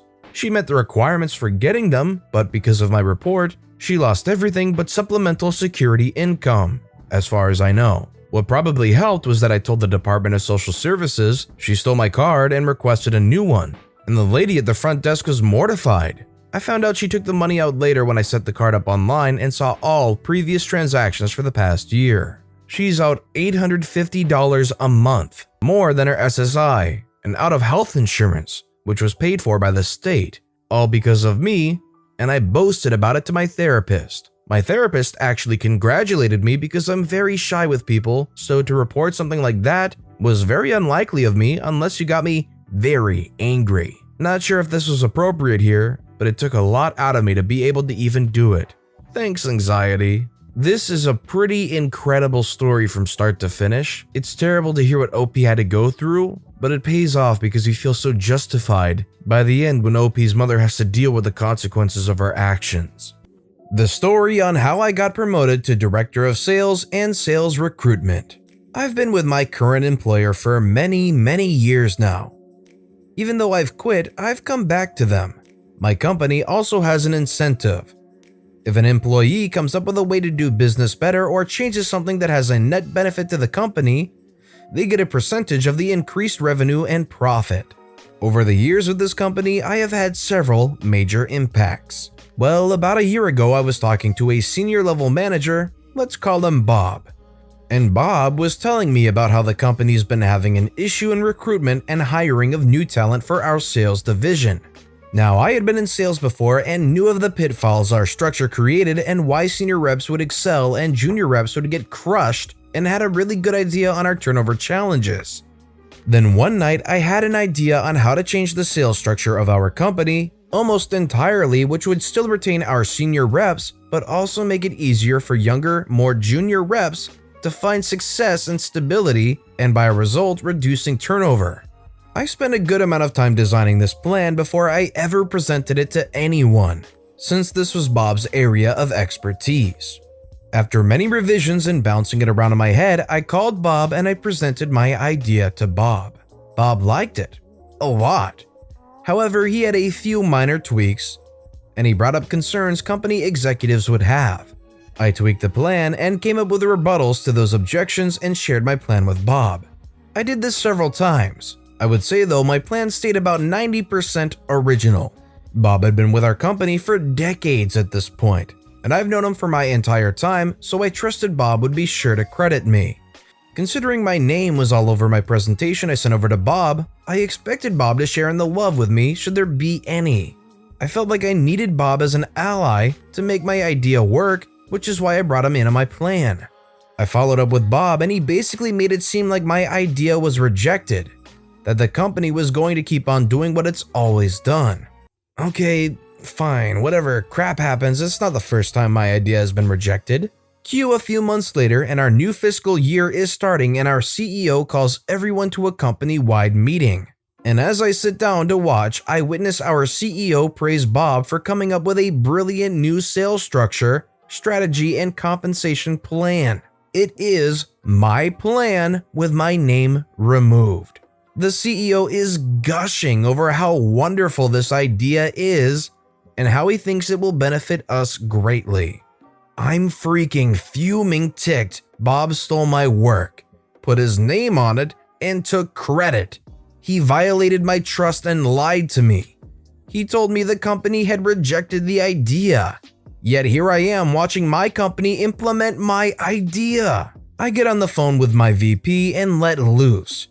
Now my VP, let's call him Tim, is a really good guy and I trust him. Tim is taken aback, says that right around the time I presented my plan to Bob, Bob started presenting to senior management, and it was almost immediately considered a great idea. In fact, Bob knew the company was considering forcing him into retirement because they felt Bob was holding the company back, and the company needed to make a change, and this idea saved Bob's job. Now to give you an overview of how in-depth my plan was: completely restricted compensation plan, completely changed how we present ourselves to new potential hires, completely changed our sales training to be more focused on real-world realities, refined the sales order process to reduce workload and streamline, did all that using current infrastructure.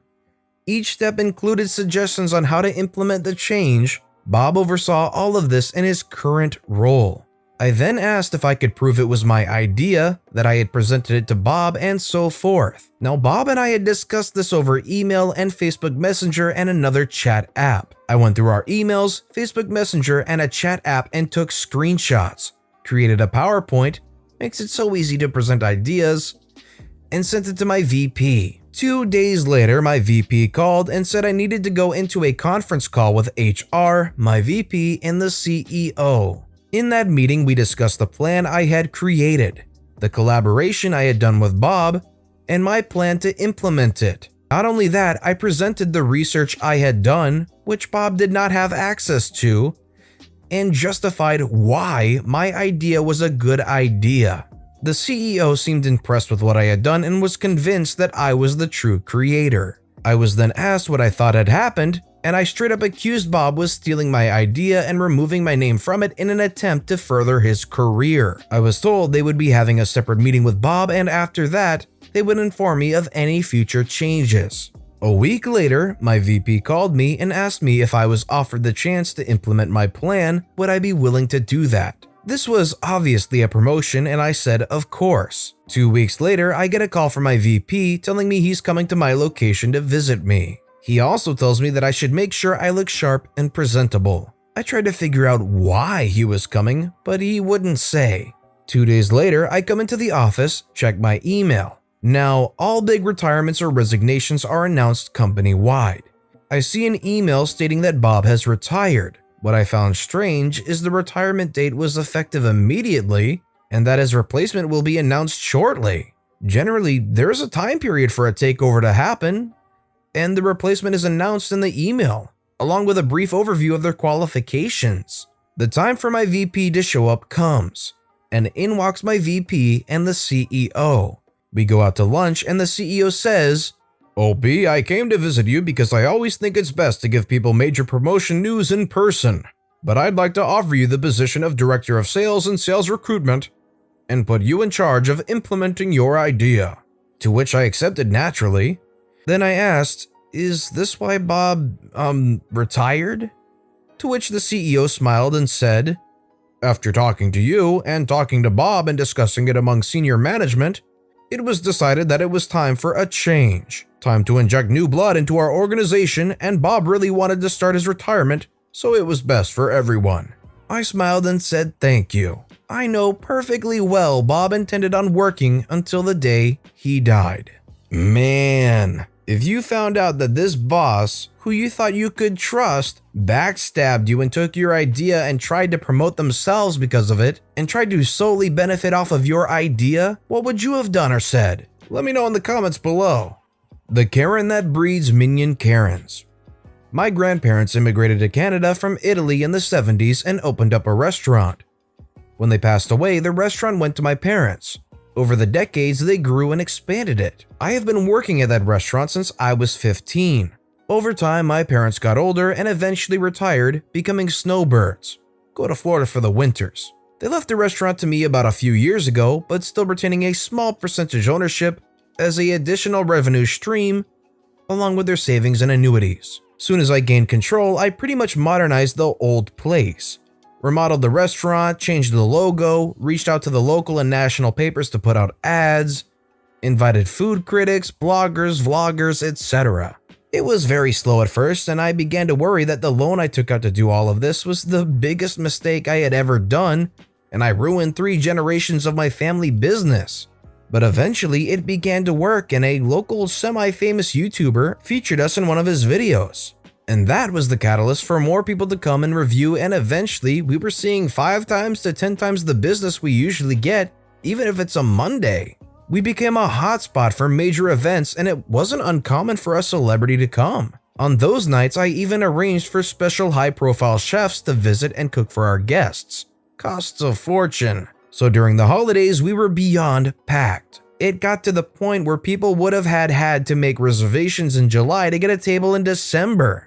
This process took years to get where we are now. When it gets busy, I don't just sit back in the office, I'm on the floor doing whatever needed to be done. Even if that means I greet people, bussing tables, or even mopping the floors. Other nights when we have high-profile guests or events, I'm in a blazer and I'm acting in charge though. On one night, a group of 6 women walk in. 5 of them look like they're still in their early 20s, and the head of the group looked like she was in their mid-20s. Best theory, she was one of the other 4 girls' older sister, or possibly a older sorority sister to incoming college freshmen maybe? As they were walking up, Queen Bee Karen was telling the baby Karens on how awesome this place is. Food is amazing and there might even be celebrities here. When she came up to me and she told me she needed a table for 6, I replied, "Of course, can I please get the name on the reservation?" She looked at me and said, "Oh, I didn't make one, but it's okay, the owner is a personal friend of mine. He said he always has 1 or 2 tables that he keeps open for special guests and we can have one of those tonight." Now, generally this is true of many of the high-profile restaurants, and lately I have been doing that as well, but I had no clue who this woman was and she definitely never spoke to me about any of this. I did get she was trying to get in without a reservation, but she literally picked the worst person she could possibly talk to and try this. I told her, "I am sorry, but we cannot seat anyone without a reservation. As you can see, we do not have any seats available." I didn't want to go all out and say I'm the owner and we have never spoke before, so I never promised you a thing because I didn't want to embarrass her in front of the other girls she was with. At first. She then went on and said out loud to one of the other girls to take a picture of me. She will speak to the owner and make sure I'm either cleaning the toilet or fired by the end of the week. The other girls following her lead were like, "Yeah, kiss your minimum wage job goodbye." I'm not sure if they were in on it with her or they honestly thought she knew the owner. Queen Bee Karen then went on and said, "Look, can you just give us a table or I can make life very difficult for you. This is not worth losing your job." Constantly pointing, just trying to put me down, saying things like, "Obviously you aren't anyone here, because if you were, you would know who I am," and never even try to tell me anything other than yes or of course. Constantly trying to belittle me and get that table. At this point, it was a long day for me, and the way I saw it, I had 3 options. 1, tell her I'm the owner and just call her out on all of this. 2, just give her the table and let it be. 3, teach Queen Bee Karen and her little minions a lesson. I chose option 3 for various reasons, including some personality flaws I'm aware that I have, but I like to think it was at least 50% really wanting to teach her a lesson. I smiled at her, said, "Of course, ma'am, follow me please," and I gave her one of the 3 tables we keep open in case a celebrity comes in. Happens from time to time. I told her I apologize for everything, and she is right, it would be simpler to just give her the table. I also told her that first 3 rounds of drinks will be complimentary. I sat them down and personally served them. As they were sitting down, I told them we do need one of your credit cards and IDs just to keep on file and we will give it back to you before you leave. Queen Karen gave me her cards and told the baby Karen minions that tonight was on her. I took their orders and got them their free drinks and told them due to how busy we are tonight, there might be a delay on the food. All the girls were thinking of and cared about were their free rounds. They ordered their 3 rounds and still no food. They eventually called me and asked to check on it the whole time, giving me the world's most nasty attitude since even before they ordered. I told them I will check on it, but also asked if they would like any more drinks. They ordered 2 more rounds by the time the appetizers arrived. At this point, they are all drunk, having done nothing but drink on an empty stomach most of the night and only having had salads after. As more food arrives, the more drinks are ordered. What these girls never realized were they were at our VIP table, which alone costs a few thousand just to sit in. But I didn't charge them for that. What I did charge them for was all the super expensive cocktails they had throughout the whole night, except for the first 3 rounds. In addition, the table they were sitting in, as mentioned, was VIP, so the menus were a bit different. For one, they don't say the prices on them, trade secret, and in addition, it had certain higher-end menu options such as white truffle, black caviar dishes, and specially imported West Coast oysters, among other things. At one point in the night, I was honestly rethinking what I was doing and thought I might be going too far with these poor girls. They might not know any better, but some things reassured me throughout the night, such as one of the baby Karens asking me if I felt like my life was worthless since all I ever became was a waiter. Also, one of my other employees told me how they were discussing how to freak with me to the point that they can just do this whenever they want and I will know to always give them a table. I also overheard them say, "He's cute, but I would never date a waiter like that. He is such a pushover." There were a bunch of comments like that the whole night, so I kept on with their life lesson.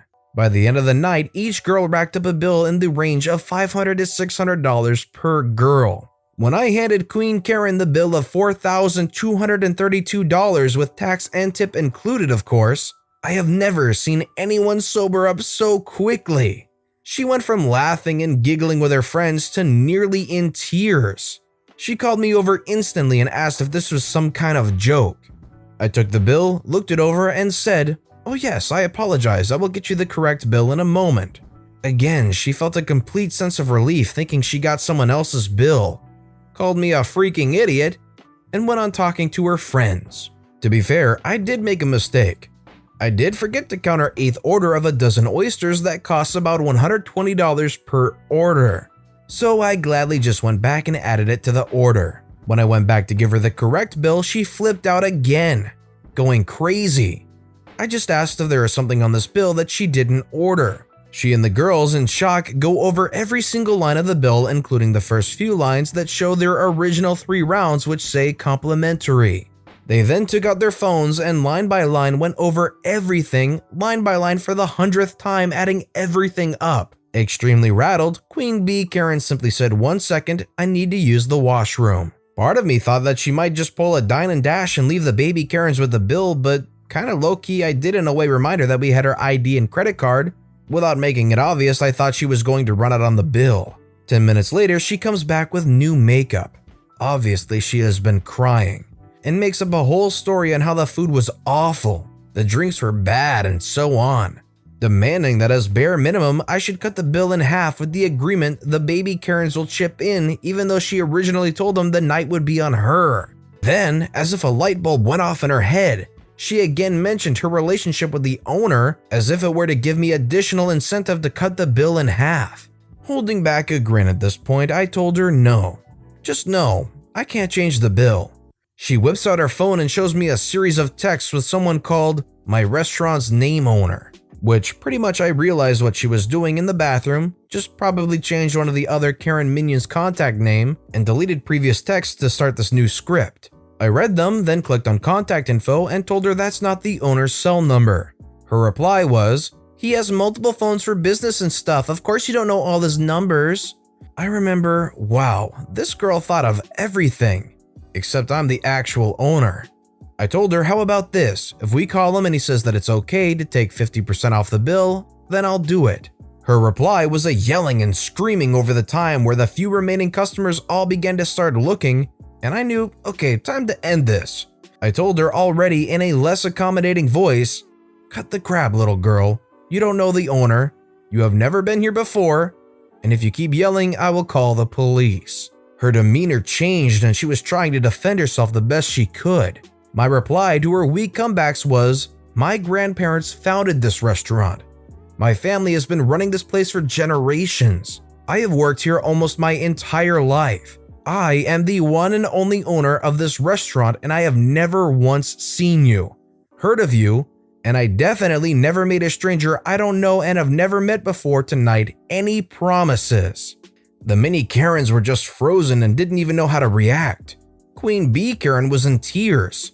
"Now I gave you the table, you wanted one of your specially reserved tables for high-end clients, which I didn't charge you for, and I gave you 3 rounds of free drinks.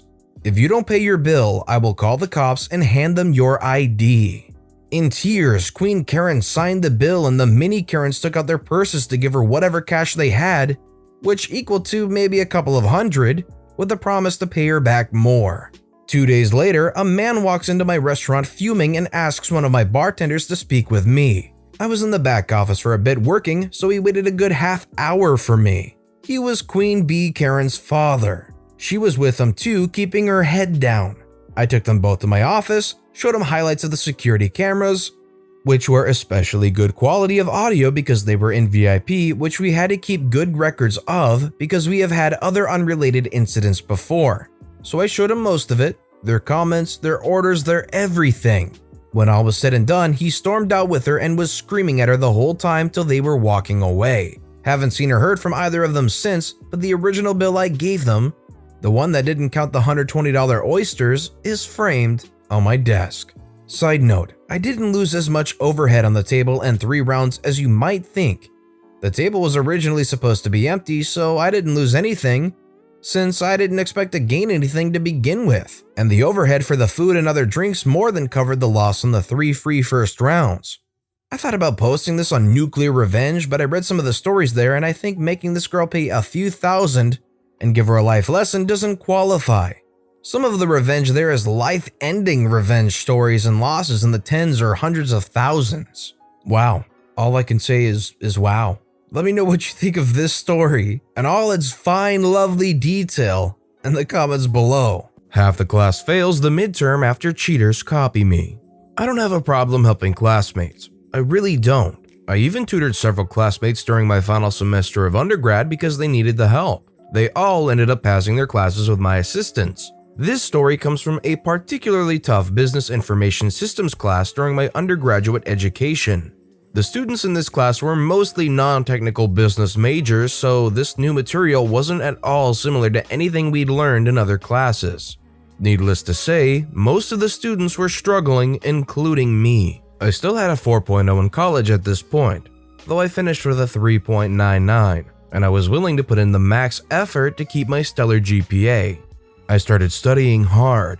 I made my own Quizlet sets, I read the book every night, I finished assignments a week early, and I did outside research. After grinding it out in this class for about a month, I was working on an assignment in a room designated for quiet homework time, and that's where our story begins. Several other students from my class were there and working on the same assignment I was on. Judging by the size of exasperation, the irritated whispers and requests for help, they weren't having much success. Having studied relentlessly for a month, I was having an easier time of it. As I got up to go get some water from the fountain in the hall, a classmate asked for my help. I told him I could do that and I'd be right back. I returned a few minutes later to find what I can only describe as a bunch of busy bees happily working away. This was strange since they were hopelessly stuck 2 minutes before, but whatever. My classmate tells me he figured it out without me. Now, I'm not an idiot, so I know the 5 people in this room probably copied my work off my computer when I went to get water. Scumbag move number 1. But as it turns out, no one in the class needed help the next day or the day after. Whoever in the study room had stolen my work had forwarded it to most of the class. Scumbag move number 2. I don't mind being helpful, but I hate being used. So I made a plan to get back at the people who had stolen my work. It didn't take long to organize my plan and carry it out. Here's how it went. 1. I changed an answer on the next assignment by multiplying by -1. $1,500 came, minus $1,500 on this question. 2. The next week, I left my computer in the same place as before and went to get water, just like I had done the week before. 75% of the people in my class of 40 people put -$1,500 as the answer to question 3, which was definitely incorrect. 3. I began studying relentlessly for the midterm. Our professor had said he wouldn't adjust the weight of the test. Something like your score over 50 on a test with 60 points available, so your score of 40 becomes 80% instead of 67%.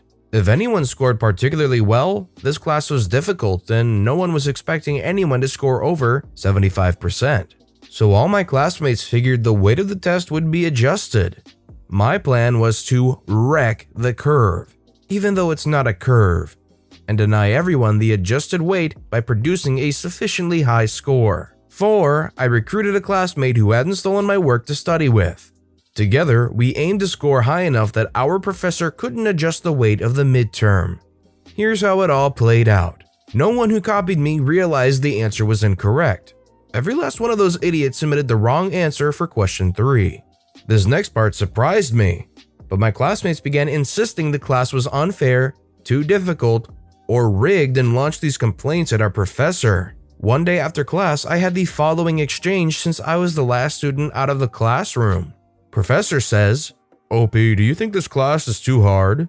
Honestly, this class is hard, but if people spent as much time studying as they did complaining, they'd be fine. They really just need to get to work. Professor says, "I thought the same." Me deciding spur of the moment my next move. I also happen to know that most of the class incorrectly copied my work on the last assignment. Question 3 should be a net income of $1,500, not a net loss of $1,500. I put down the wrong answer initially, everyone copied me, and then I changed the answer later. I think you can reasonably conclude that anyone with -$1,500 as the answer cheated off my incorrect work. I figured they all copied, but I didn't know you were the source. Anyway, thanks for your candor and your dedication to the class. I didn't cheat, so I don't know what happened to those who did. but depending on the class, they would either get a 0 for the assignment or a plagiarism citation, so they got one of those. Fast forward to test day and I'm ready to go. I know since most of the students are business majors, they need 70% to pass the class because it's a required course. Hurting them on the midterm will go a long way in helping drop their grades. I take the test, I'm the first one done, and I leave pretty sure I've done enough to deny the class the exam weight adjustment. A week later, we get our exams back. Tests are distributed all around me with scores on top in red ink. 68, 71, 70, 66, 75, 67, and these are the smart students. Someone on the end of my row takes a test from our professor and lets out a sigh as he begins passing a test down my row. It stops at my desk. 93%. I've won. Some idiot in the front of the class. So is there going to be a curve? Professor says nope. I say, what was the high score? Professor says 93%. Average score for the exam was 71. So a good number of people didn't get a passing score. Maybe they made up for it on the final and passed, but I don't care. I got mine. This is an absolutely perfect display of ProRevenge. OP, despite getting done dirty, did nothing dirty in return and only crushed them with pure academics. There's nothing but praise you can have for this situation. What do you guys think? Was this justified? Would you have tried going about revenge in a different way? Let me know what you think in the comments below. Made an a-hole redo an entire school year. During the final trimester of my last year in high school, we had to do a group project that needed to be finished by the end of the trimester and was evaluated and graded in front of a jury of teachers instead of an exam. I was paired with the biggest D-bag in class. Imagine a really entitled, arrogant a-hole. Every time we were supposed to work on the project, he would have some excuse to not show up and demand I would work on it alone to make sure the project stayed on track. In the beginning, I tried to complain and talk to the teacher, but she would just say, "Make it work, it's your project." After a while, I stopped planning work meetings altogether. He would call me to ask how the project was going, and I would say something like, "Yeah, it's going well. I think it's almost finished," or, "I'll send you the presentation to prepare for the jury." Little did he know I had a trump card in my hand. The project counted for 40% of the final grade. Me, doing well in the class, already got about 55 of the other 60%, so even if I got a 0 on the project, I would still pass the class. The a-hole had less. A lot less. After it became clear he was just going to use my work to pass the class and the teacher didn't care, I decided to throw out all work for the project and keep the a-hole in the dark. That last bit was a lot easier than I expected, as he was happy with telling me that everything was on track. In the last week before the jury presentation, things became harder. The a-hole wanted me to send the presentation, so he knew which part he had to present. I managed to stall a few days with excuses, but 2 days before the jury presentation, I finally sent him an email with a PowerPoint, which was actually an MP3 file with a changed file extension. The next day, I switched off my phone. In the evening, I called him back with the excuse my phone had issues and he was panicking that there was something wrong with the PowerPoint. I told him not to worry, I will check it out tonight and have a working PowerPoint for tomorrow. I would come to the school at 8 a.m. so he could practice his part of the presentation before the jury appointment at 9 a.m. The next morning, I arrived at school a little before 9 a.m., having switched off my phone again. When he saw me, he approached me with a mix of panic and anger. But before I could explain anything, we were called into the room with a jury for our presentation. I just told the a-hole to not worry and let me do the talking. We greeted the jury and I started the introduction. The original idea of today was for us to present our project XYZ. But since I already have enough points to pass the class and Mr. A-hole over here couldn't be bothered to put in any effort, I decided to skip it and instead have a nice day off today. That concludes our presentation. Thank you for your attention. I just walked out on 4 confused teachers and 1 a-hole with a mouth open so wide it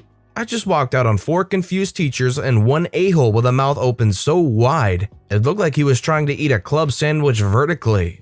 Naturally, there was some backlash in the days after that. Teacher called for an explanation, but in the end recognized I was a good student, and I indeed already passed the class without the project. A-hole was angry that he had to study over the summer for a re-exam.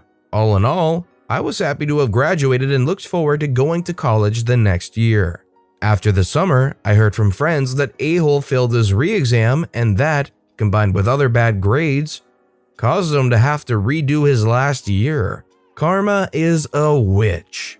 Yikes. Now, I'm not going to say it's not justified, but I do say that I would have liked to have seen at least a little bit more attempt to try and get some kind of work out of him, because it sounds like the a-hole was well aware that this was important to their overall grade, and I figure given enough pressure, they would have done something, potentially. I guess maybe not good, but it could have saved their grade if it didn't matter to OP. I want my shower lady. Landlady, boarding me and another lady, tells me that her brother and sister-in-law are temporarily moving in for a week or two. Landlady's brother keeps taking up my parking spot. A week later, landlady's brother and sister-in-law are moving their entire house into this one. Landlady has her own separate third-floor loft, so I rarely see or hear her. Fast forward when routines settle. They are repeatedly disrespectful, taking others' food. Everyone but sister-in-law works, and sister-in-law expects people to entertain her. Sister-in-law would purposely stack boxes blocking the basement or in some gauntlet of haphazard. And even blocking the basement, my room in basement, using herself until she got attention. Landlady's sister-in-law cleans the house. She often flicks the basement light off from upstairs, clucking to herself in amusement. The thing that set me off, my normal routine is work, work out, shower, chill. And I was finding more and more that sister-in-law would spend days cleaning the bathroom in parts and started doing it the exact time that I would come home from my workout and tell me I have to wait. Often leaving the bathroom to dry or take the shower curtain and knot them up or wash them. Okay, fine. Routines clash, but I ask if there's a different time that could be done. Nope. Cool. This goes on for 2 weeks until one day I get home, I had worked on my day off, and my workout was extra that day. I get home about 4 p.m.-ish. The contents of the entire bathroom are now outside of the bathroom. Sister-in-law is watching TV. I asked when this will be finished. Shirt visible with boob and pit sweat. After this, she motioned to the TV. Okay. I come up an hour later. 2. She's eating dinner at hour 3. And by hour 4, I now have to go to bed showerless. Gross. I see the light outside my room go off around 9:30 p.m. and more clucking. Then I hear the shower. Cell flashlight on, I walk 30 feet to the laundry room sink and crank the hot water for 30 seconds and hear the shower turn off. I walk into my room and sit quietly in the dark, and I can now clearly hear landlady's sister-in-law tell her husband to go down to the first floor to watch and listen to the basement. A few minutes pass and I hear the water again. I quietly slip out of my room, and since I know what I am going for, I don't bother with the light. I get to the hot water tank and shut the main valve after the tank off. I quietly slip back into my room and hear landlady's sister-in-law give it good to her husband, who swears he heard absolutely nothing. Sister-in-law marches downstairs and I can hear her against my door. I quietly wait, and after 10 minutes, she leaves to give her husband heck. He asked her to show him the problem. So I slip back out and turn the valve back on before they reach the shower. She didn't try to have another shower. And 10 minutes later, I get mine. All the issues in the house suddenly resolved. I would have been so incredibly annoyed if I was OP, so I think OP is completely justified here and did pretty good making the sister-in-law look crazy. I'm glad in the end, the revenge caused the resolution that OP was looking for. If you wanted a break on rent, you shouldn't have broken the lease and ignored me when I asked you to stop. My house is a 130-year-old 3-unit. I live on the first floor and have 2 apartments that I rent out upstairs. My lease has a standard section in it which explicitly bans the use of any sort of exercise equipment because my first tenant had a treadmill and she not only destroyed the vintage parquet floor below it, but also caused the plaster ceilings directly below in my apartment to crack and have to be replaced. It is also unbearably loud and shakes the entire house. A new tenant moved in at the beginning of February. We went over each part of the lease together because this isn't my first rodeo. Everything is fine for the month of February, and right before quarantine was instated in our state mid-March, she gets a treadmill. I nicely remind her that it's against the terms of her lease and it either needs to leave or cannot be used. She ignores me. Every day for 2 hours, she runs on the dang thing. I send a formal letter. The 1st of April rolls around and rent is due. I get it, times are tough, so I give my non-treadmilling tenant a full break on the rent for that month. I do not plan on giving treadmilling tenant a break because she's actively destroying my house. On the 5th, she catches me in the hallway and asks if I can do anything for her regarding the balance. It took all of my willpower to not laugh in her face.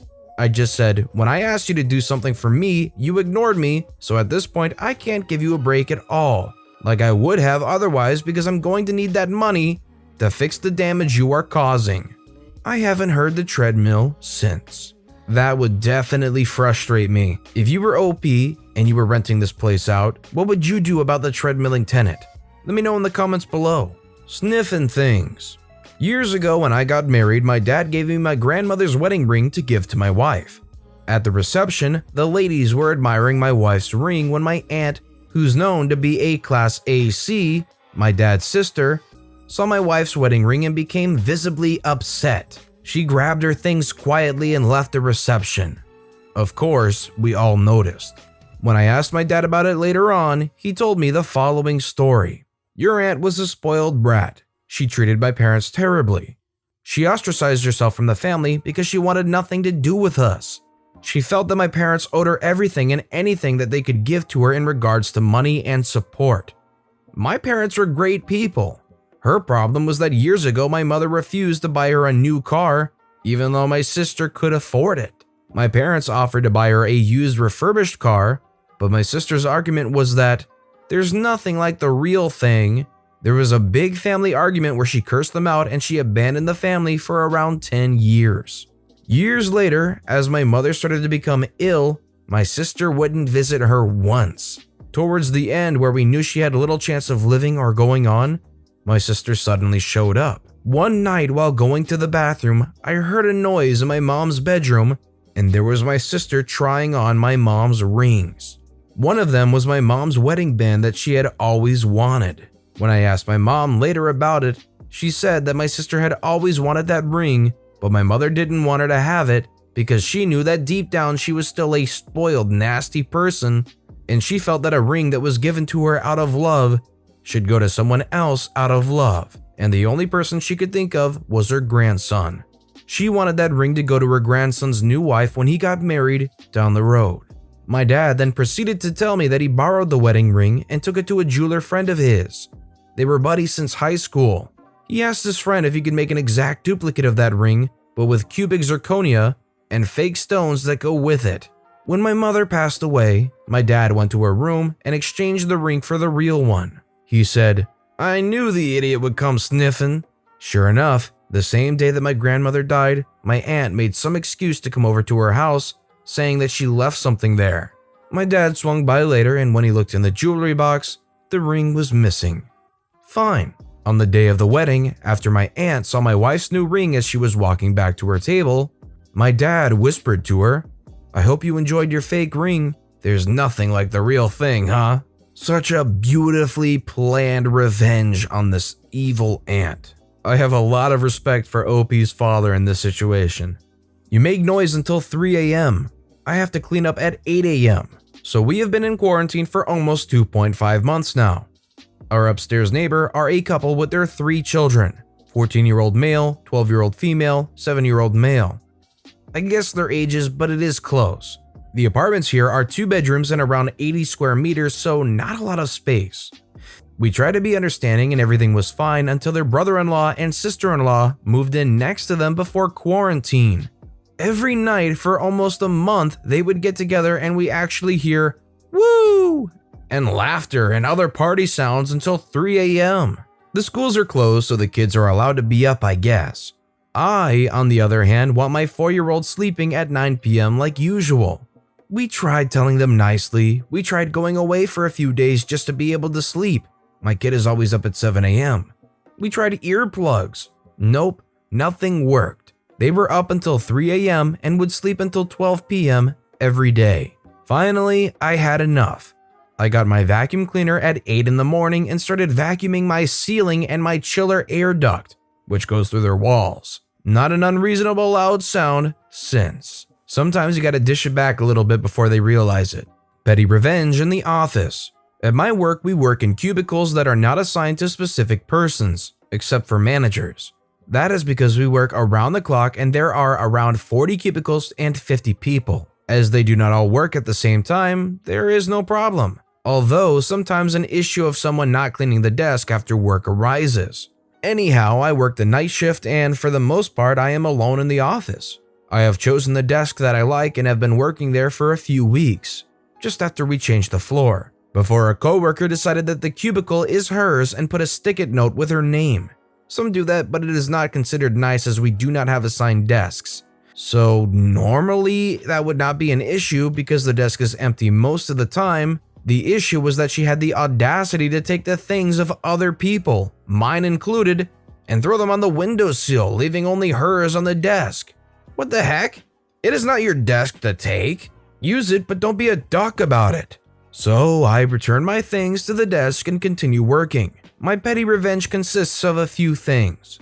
1. Each time I finish work, I restart the PC, and each time it tells me that there are other people logged on, do you really want to continue? I click yes. So satisfying each time. 2. Sometimes I take my sweet time in the mornings before finishing work, as I know that she is forced to start working at another desk waiting for me to leave. I do like overtime during those days. 3. After several weeks of working like that, I took her stick-it note with her name and ripped it to pieces. The pieces I put in my backpack in order to get rid of the evidence outside work. No new post-it. 4. I constantly change chair height and width. I am quite small, so it is justified. Sometimes I would even change chairs just to confuse her. I probably shouldn't be proud of all that. Sometimes people just upset you overall, and sometimes the best fix is just a few small, somewhat petty things that just kind of appeal to your satisfaction.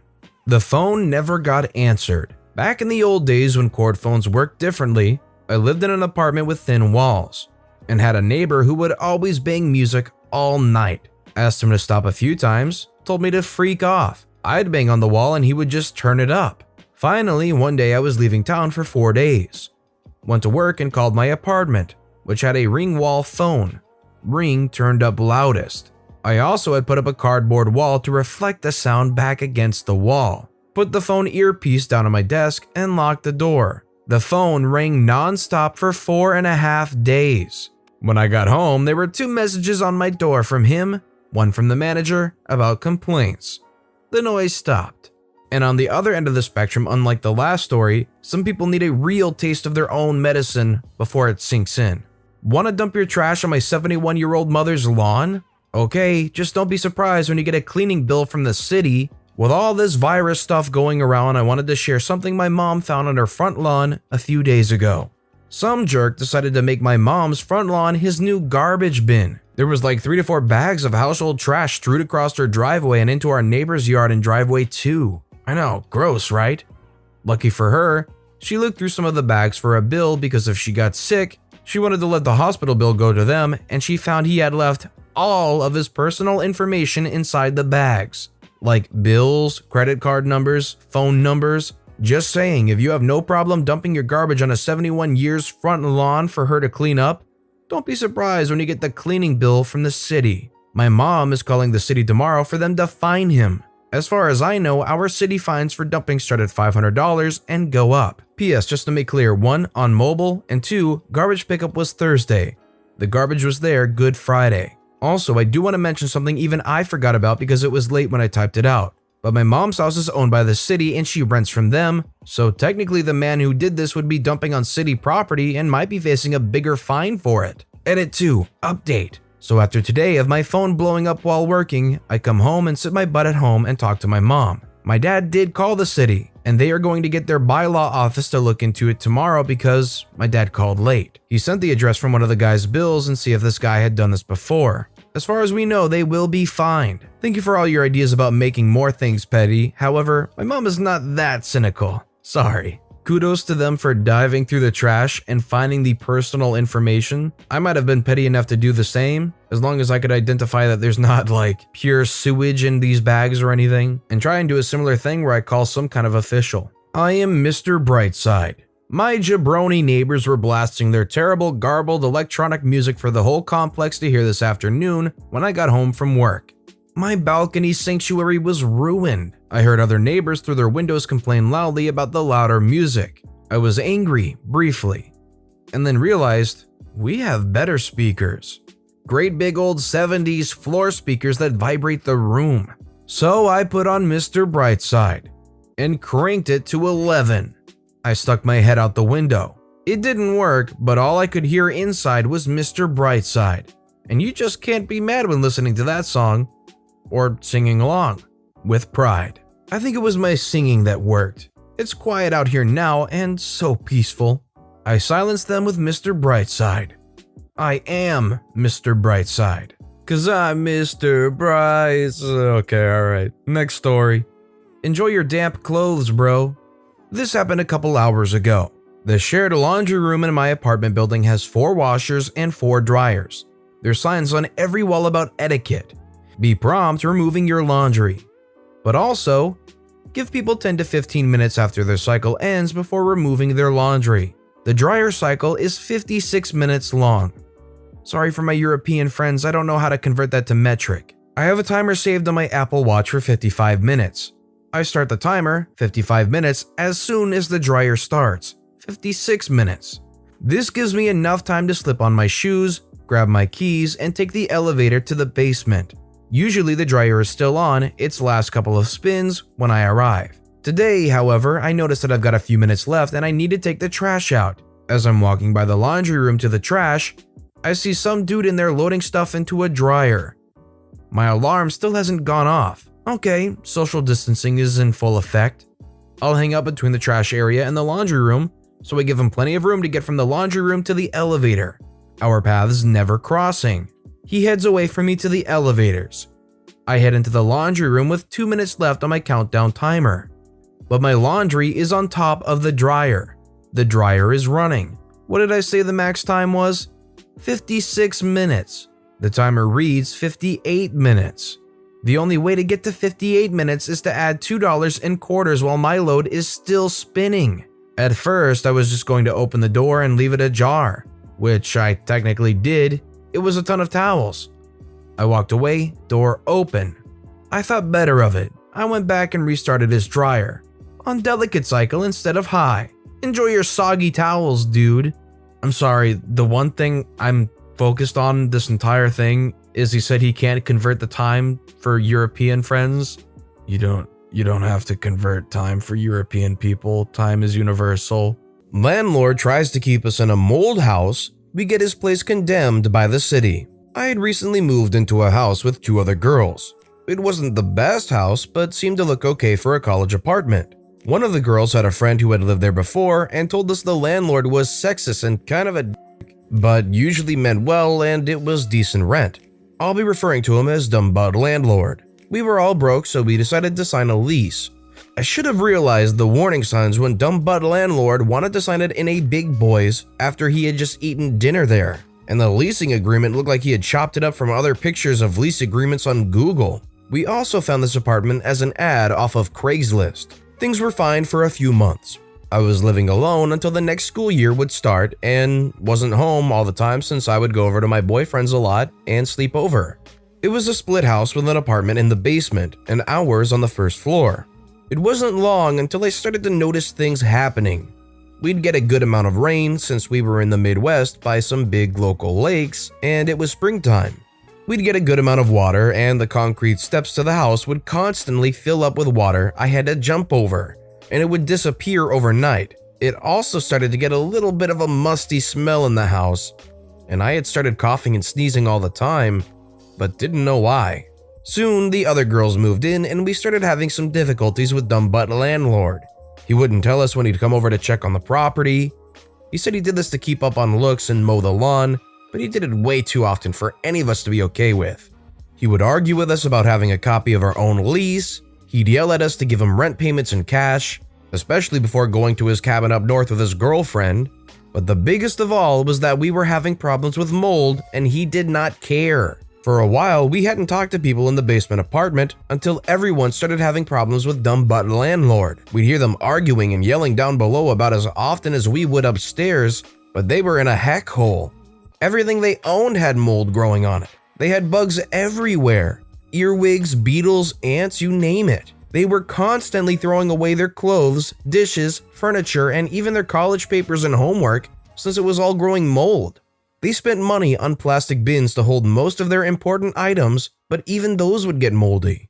We also found out that they were supposed to have another roommate down below, but she couldn't live there from her allergies to mold after signing a lease agreement. We also found out that dumb butt landlord verbally abused her and her mother on the phone to the point where they were crying and she couldn't get out of the lease. She ended up paying for 2 places every month so that she didn't have to live there because he wouldn't let her break her lease and didn't care. Upstairs wasn't as bad as the basement, but it wasn't good either. All of us were coughing more and more each month. We would wake up coughing in the middle of the night and were getting really sick. We tried to air out the house as best we could, but nothing helped. I ended up getting a severe case of strep throat so bad that every swallow I took made my eyes water and made me verbally make noise from the pain. I tried to ask the doctor I went to if he could prove that this was from mold later, but he unfortunately couldn't give me a solid statement on it. Me being a vocal, neutral, good person who was also going to school to be an architect, tried to explain to him what was going on in the house.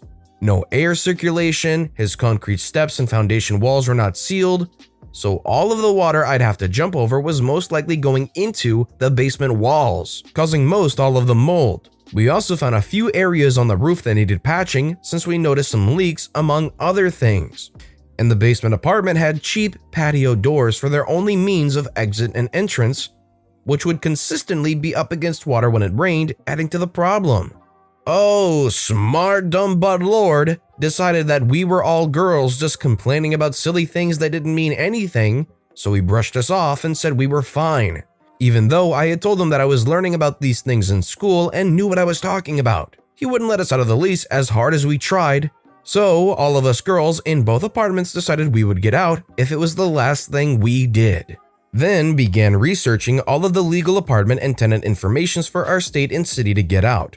We were paying for attorney fees, started taking pictures of the mold upstairs and downstairs that we could find, talking with several different city staff and police, and started compiling this into a nice document. After deferring my rent payment to get a copy of the lease agreement from dumb butt landlord, we could finally take a look at our legal document and use that further to get out. We were also working with another landlord at a renting company in town who I will call Good Butt Landlord. He was, thankfully, doing his best to get us out of that poop hole and into his apartment.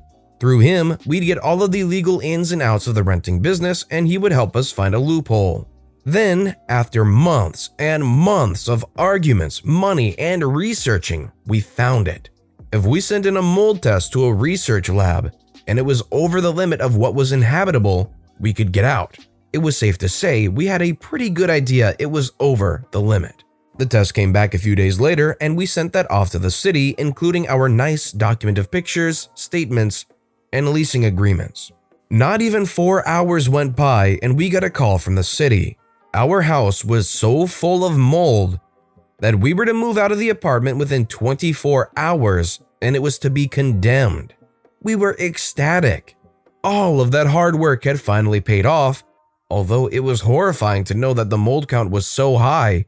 The mold researcher who had been in the business for more than 30 years had not once seen a place with higher mold count than this house. Yes, this included black mold. Fast forward to us happily packing up in our house, all of our parents getting us out together, us moving into the apartment that Good Butt Landlord kept open for us to move into, and poor old dumb butt landlord sobbing in our driveway as we happily stacked boxes into cars, complaining that he should have paid more attention and listened to us, that this was his girlfriend's property, and she's going to dump him. We all took a picture the next day smiling in front of the condemned signs. It's still one of my favorite pictures to this day. Serves him right for not listening to his tenants. I think that place getting condemned and then moving out is probably going very easy on this landlord. I could have very well have seen a really decent argument for a lawsuit going on here. What do you guys think? Let me know your thoughts on this story in the comments below. Take the money I give for bills and squander it? Hope you like the court system. The background. I lived with a group of people who I thought were my friends. They were two couples and we all lived in the same house for almost 2 years until I recently moved out. There was David and Tina and Brittany and AJ. I was the only single person there. There was a debate on how we should pay the bills, but we all decided to give the money to the person whose name was on the bill. David paid the mortgage, Tina paid the water and electric/gas, and I paid the internet. It came to the point where I was paying close to 80% of the mortgage by myself, the entire water bill, about 75% of the gas and electric, and I was paying the internet bill by myself. I was giving the money still to the person in charge of the bill, but came to find out about 10 days before I moved out that the mortgage was defaulted on and the house was in foreclosure. Also, the water, gas, and electric bills were in constant threat of being shut off, and that the only up-to-date bill was the internet. While they all saw me struggle to pay these off, they were mindlessly spending money during the day, which is when I sleep due to working third shift, so I never saw the mindless things they spend money on, nor did I ever see the mail since they grabbed it before I woke up. Brittany never paid anything as she was having her check garnished due to unpaid student loans, but she always had expensive makeup. AJ never held a job for more than 2 weeks. David and Tina were always calling into work, knowing that I wouldn't allow them to go without a home due to our history. One day, I woke up while they were all out and about doing something or other, so I went to go check the mail as I was expecting a package.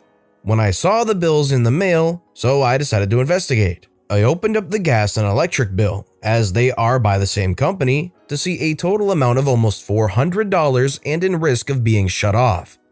I was shocked and pissed. I knew right then and there what was going on, and I vowed to screw them over as hard as I could. The revenge.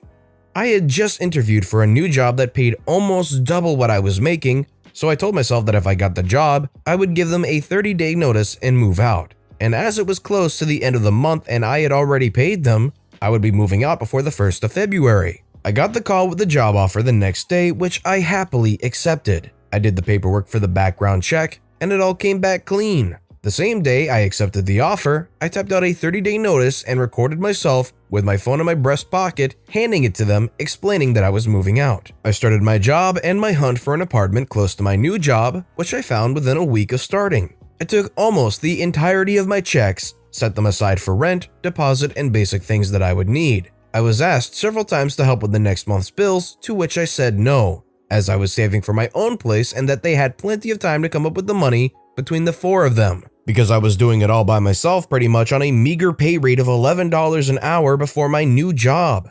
There were a lot of scowls, passive-aggressive behavior, and flat-out attempts to take or use my things or foods without permission.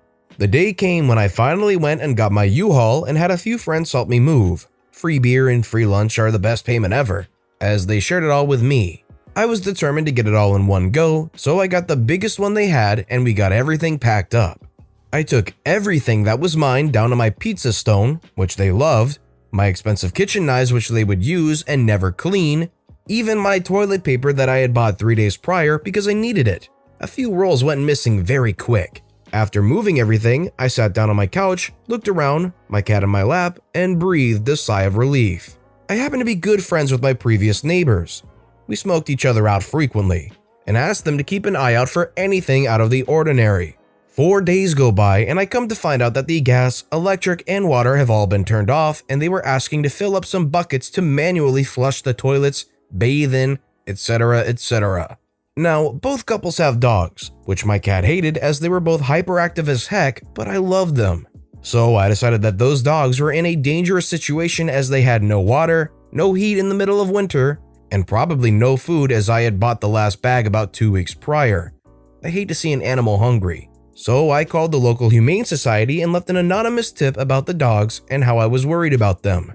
The next day, my neighbor, Todd, texted me telling me that there were dogs removed from the home, that my previous housemates were being charged with neglect, and because of the lack of utilities, that these were not civil but criminal charges. This was enough for me to smile, but I wanted more. I knew that David was divorced and had a child. I also knew that he wasn't paying child support. I then contacted the local courts and made them aware of the flagrant non-support and that maybe they could help the agency looking for him. I provided the address that we lived at and that the homeowner was the one who was being looked for. From there, it came to light that he was almost $25,000 behind, which is a felony in the state where I live. He is now living with someone on their couch as Tina left him, the house has been foreclosed on, and he has nothing to his name while facing multiple criminal charges. Moral of the story, don't take advantage of a friend who knows all your dirty secrets. I'm glad OP cares so much for those dogs because I'm a big dog lover too, and I wouldn't want to see these dogs get harmed because people are neglecting even themselves, their livelihoods, for no relative reason. Try to steal our credit for work you didn't do? I'll ruin your election. I never thought that a story like this would happen to me, but I have been gifted. Main persons involved: Jane, the liar and cheat, me, my friend John, Justice Simp, these will make sense later, Justice Hero, Justice Beast. Other persons involved will be introduced as needed. Details left vague to obviously protect the parties involved, but I don't mind revealing more details if asked. Let's begin this back in October 2018. I am a sophomore in university, and I've joined some student clubs. At this time, I wasn't too active in the club that is the subject of this story, but in October 2018, the president at the time, who we will call John since they are a close friend of mine now, was working on a project on campus. This project was to accommodate certain individuals on campus by allowing them to park in staff lots. On our campus, parking in the normal lots for these individuals could mean a 10 to 15 minute walk with their temporary impairment. So, parking in staff lots makes a whole lot of difference. After months of being tossed around by different departments, John ultimately got the approval by going to the university president directly. In total, John had worked on this project for a little over a year. I was later elected in spring 2019 as the club historian, and then the president in fall 2019. For a year and a half, things were going good. Our club asked about how well the project was doing since its initial start, and dozens of students with the particular impairment had been using it. We were incredibly proud to have made a difference on campus. John was especially proud, since it was basically their baby that they conceived for the campus. There was even a university and nationwide article published about it for our club. Introducing Jane. Jane was a classmate of mine who was in political science and had aspirations for public office where we live. They had been in some of my classes and was a well-known student senator on campus. Jane was pretty well known for being liked and popular. However, with those who have worked with Jane, like my friend John, Jane was infamous for being manipulative and a flake on things that didn't benefit their own interest. Lo and behold, this semester, yes, this spring, Jane did something remarkable. Jane took credit for John's work. You see, our university newspaper publishes the biographies of each candidate running for student offices. Jane was running for president. You may think, why is this such a big deal? It's just a student popularity contest. Yes and no. Yes to it being a popularity contest, but no because the students in office at our university control hundreds of thousands of dollars. The last reported number I saw was around 1 to 2 million in a fully student office controlled budget. If Jane was elected, Jane would have real power. Anyways, Jane had taken credit for John's work. Again, John had slaved for over a year to get the program in place at our university, and Jane just grabs the credit for it, saying that they created the program. In addition, Jane was a nominal member of the club, having only attended a handful of meetings, and never attending events except in passing. John confronted Jane about it, to which Jane promised to change their bio. I bet Jane wishes they did. After a few days of no change, John emails the editor of the university paper and asks if they can change Jane's bio, while also giving due credit to John and the clubs affiliated with the actual work. The editor informed us that because Jane was not requesting the change themselves, the most that the paper would do is place a note at the bottom of the bio saying that what Jane said was false. This wasn't good enough. By now, the paper had been out for 2 weeks and no one checks the online sources by now. John confronted Jane again, now demanding that Jane not only change their bio, but also publicly apologize and give credit to our club. Jane again promised, and we waited for another week, giving her ample time to make the change. By then, it was already election week. This was the very first week of Corona lockdown for our city. On the election ballot, Jane's bio had changed to say that she had initiated, not created the program. She changed one word. One word. John and I were furious. We had to do something, but who would take this seriously? The student elected officials are all an in-group, and there's no way we can get this by without some hard evidence. Then there was me. I spent a few days compiling text messages between John and Jane. Emails by John from October 2018 to late 2019 to university departments. Emails from John to the editor, and news articles officially giving credit to John and our club. Obviously, Jane was nowhere to be found in the email chains. Not even the meeting minutes for the University Senate had any record of Jane proposing the program to the Student Senate. We had her dead to rights on flat-out lying and stealing credit for work that she didn't do. Unfortunately, I did not get the evidence compiled before the end of student elections. Jane was elected as the Associate Student President. But wait, something glorious happened. A day or two before I submit my findings to the Student Senate, a post on the university Facebook catches my attention. It couldn't have been more beautiful. Right there was a screenshot of Jane DMing someone on Instagram saying that if they vote for them, that they'd be enrolled into a gift card raffle. Borderline bribery and incitement? You're darn right. In a matter of hours, the post went viral on campus. Hundreds of students demanded an explanation, with no official comment by the Student Senate, campus administration, or external student affairs. The silence roused up the student plebes even more. To add salt into the wound, a particular student senator defended Jane, saying, "It was approved, get over it." Little did we know this person would be very important later. After about 2 days of no actions, I finally have all I need. The emails, the text, the bio screenshots, Jane's promises to change the info, and Jane's DMs to people bribing them to vote. My case file was complete. I even managed to have John give me an official statement on the issue, which was approved by the national headquarters of our club. I PM'd the Associated Students Office on Facebook, and I emailed their office manager and a few student senators all my findings. I also CC'd the chair of student affairs to make sure that they read my email, because whenever you CC upper leadership, they won't be happy at seeing bad stuff being said about them. A few days later, and I got a response. All of my findings were forwarded to the student court, which was the judicial committee of the student senate. I also had no idea we had one, but apparently they have a good deal of power. Enough people were emailing complaints to the office that official cases were being brought up against Jane. 2 by Jane's opponents in the election, and the other by me. Within the week, I was invited to make my case against Jane. Trial day. Now, the rules of student court are rather laxed. If you've ever been a part of a mock trial, it was a lot like that, but with less formal rules on what you're allowed to present to the court. To add to this, due to Corona, we had to have the court session over Zoom.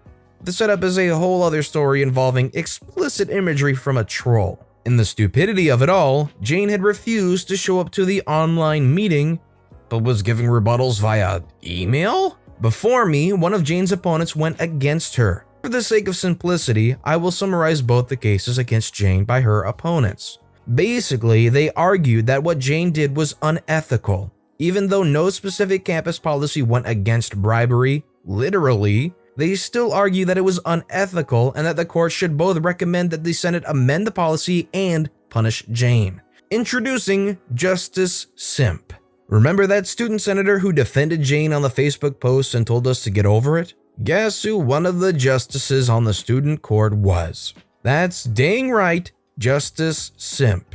Conflict of interest? Yeah, definitely. For a solid 15 minutes, Simp was arguing with the other justices on whether or not to recuse himself. However, due to a lack of solid evidence detailing the relationship between Jane and Justice Simp, he was allowed to sit on the court. Now, before each election, every student candidate is required to sign off on a form stating that they understand the rules, that they are accountable to all rules and regulations even if they do not get elected. For all intents and purposes, the candidates are members of the University Senate policies. This is important because Simp tried to argue a technicality. The Student Senate rules are specifically worded to include only active student senators and members and faculty. Justice Simp argued that because Jane was bribing students, but not as a president or senator, that the rules do not apply to her. He literally said this. Justice Hero wasn't having any of it.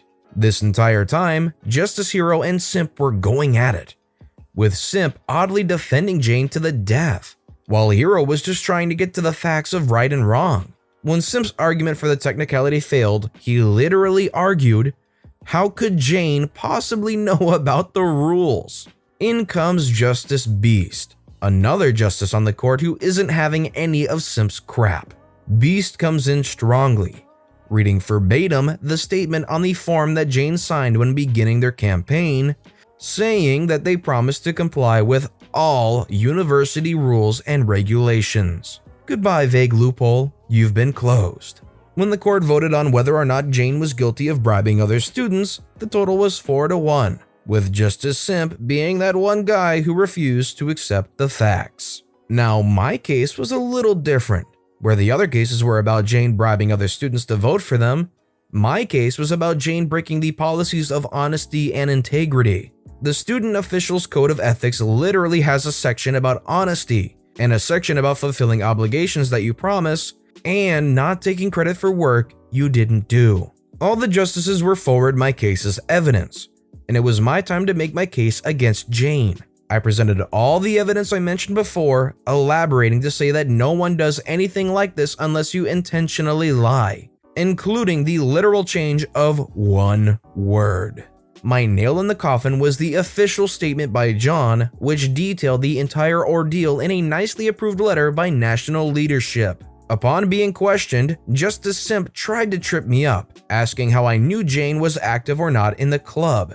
Me, having a few years of mock trial experience, declared that it would be hearsay for me to answer, as I wasn't an active member or officer during that time that Justice Simp was asking about. In order to get an answer, he'd have to ask John, who was the president at the time. However, I did add that in the times I was an officer, I only saw Jane 2 to 3 times over the last year and a half. Nowhere near the levels of activity that Jane was claiming. Nice try, Simp, but your poop isn't gonna work with me. Again, Justice Simp is stalling, trying to keep the court from voting on the issue. It's getting late in the night and we all want to leave. I'm almost certain Jane was watching from a friend's screen while also messaging Justice Simp. During the deliberation, Jane emailed the justices her response, basically saying how the rules don't apply to her because she wasn't acting in the office of a student official. Justice Simp read Jane's response verbatim and still defended her. Justice Beast and Justice Hero had enough of Simp's crap and called for a vote on the case. My case, being much more well documented and based on concrete university policies, held up ridiculously well, especially when Hero and Beast brought up the ethics code about only taking credit for what you did. Simp shut up really quick. The end vote?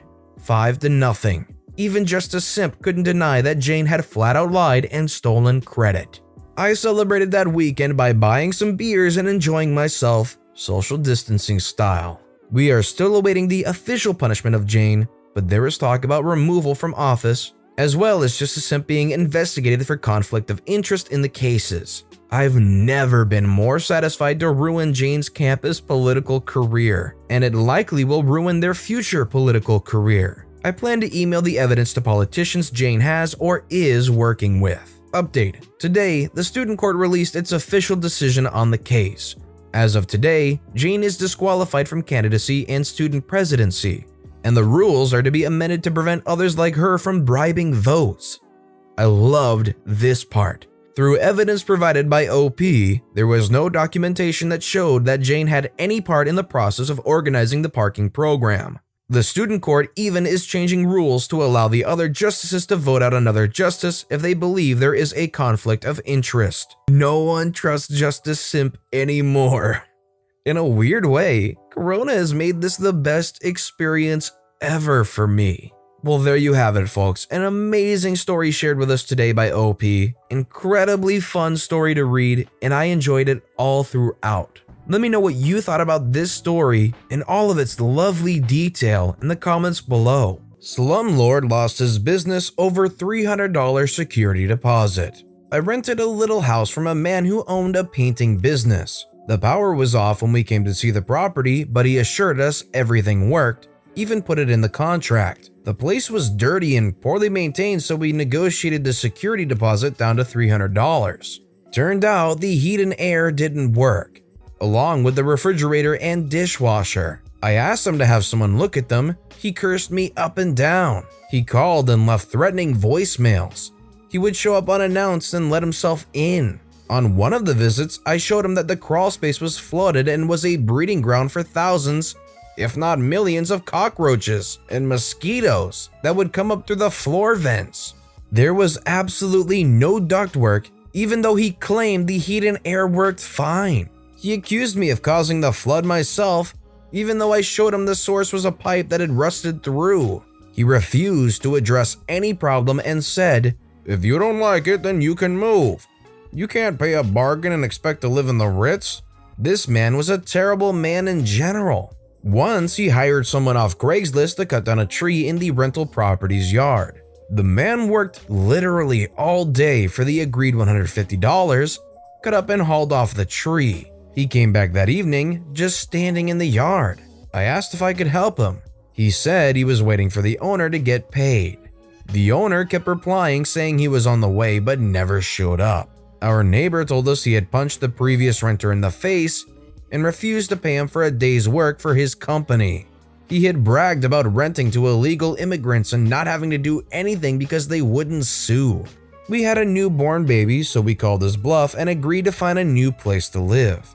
We left the home in much better shape than we found it. He said he would email us the security deposit, but never did. He dodged my phone calls until one day he called to say, "You aren't gonna get back. You broke the contract when you left early, so go freak yourself." I was really upset because we were new parents and had very little money. That $300 was a big deal to us and a drop in the bucket for this man. He owned an upscale painting business and had 15 rental properties.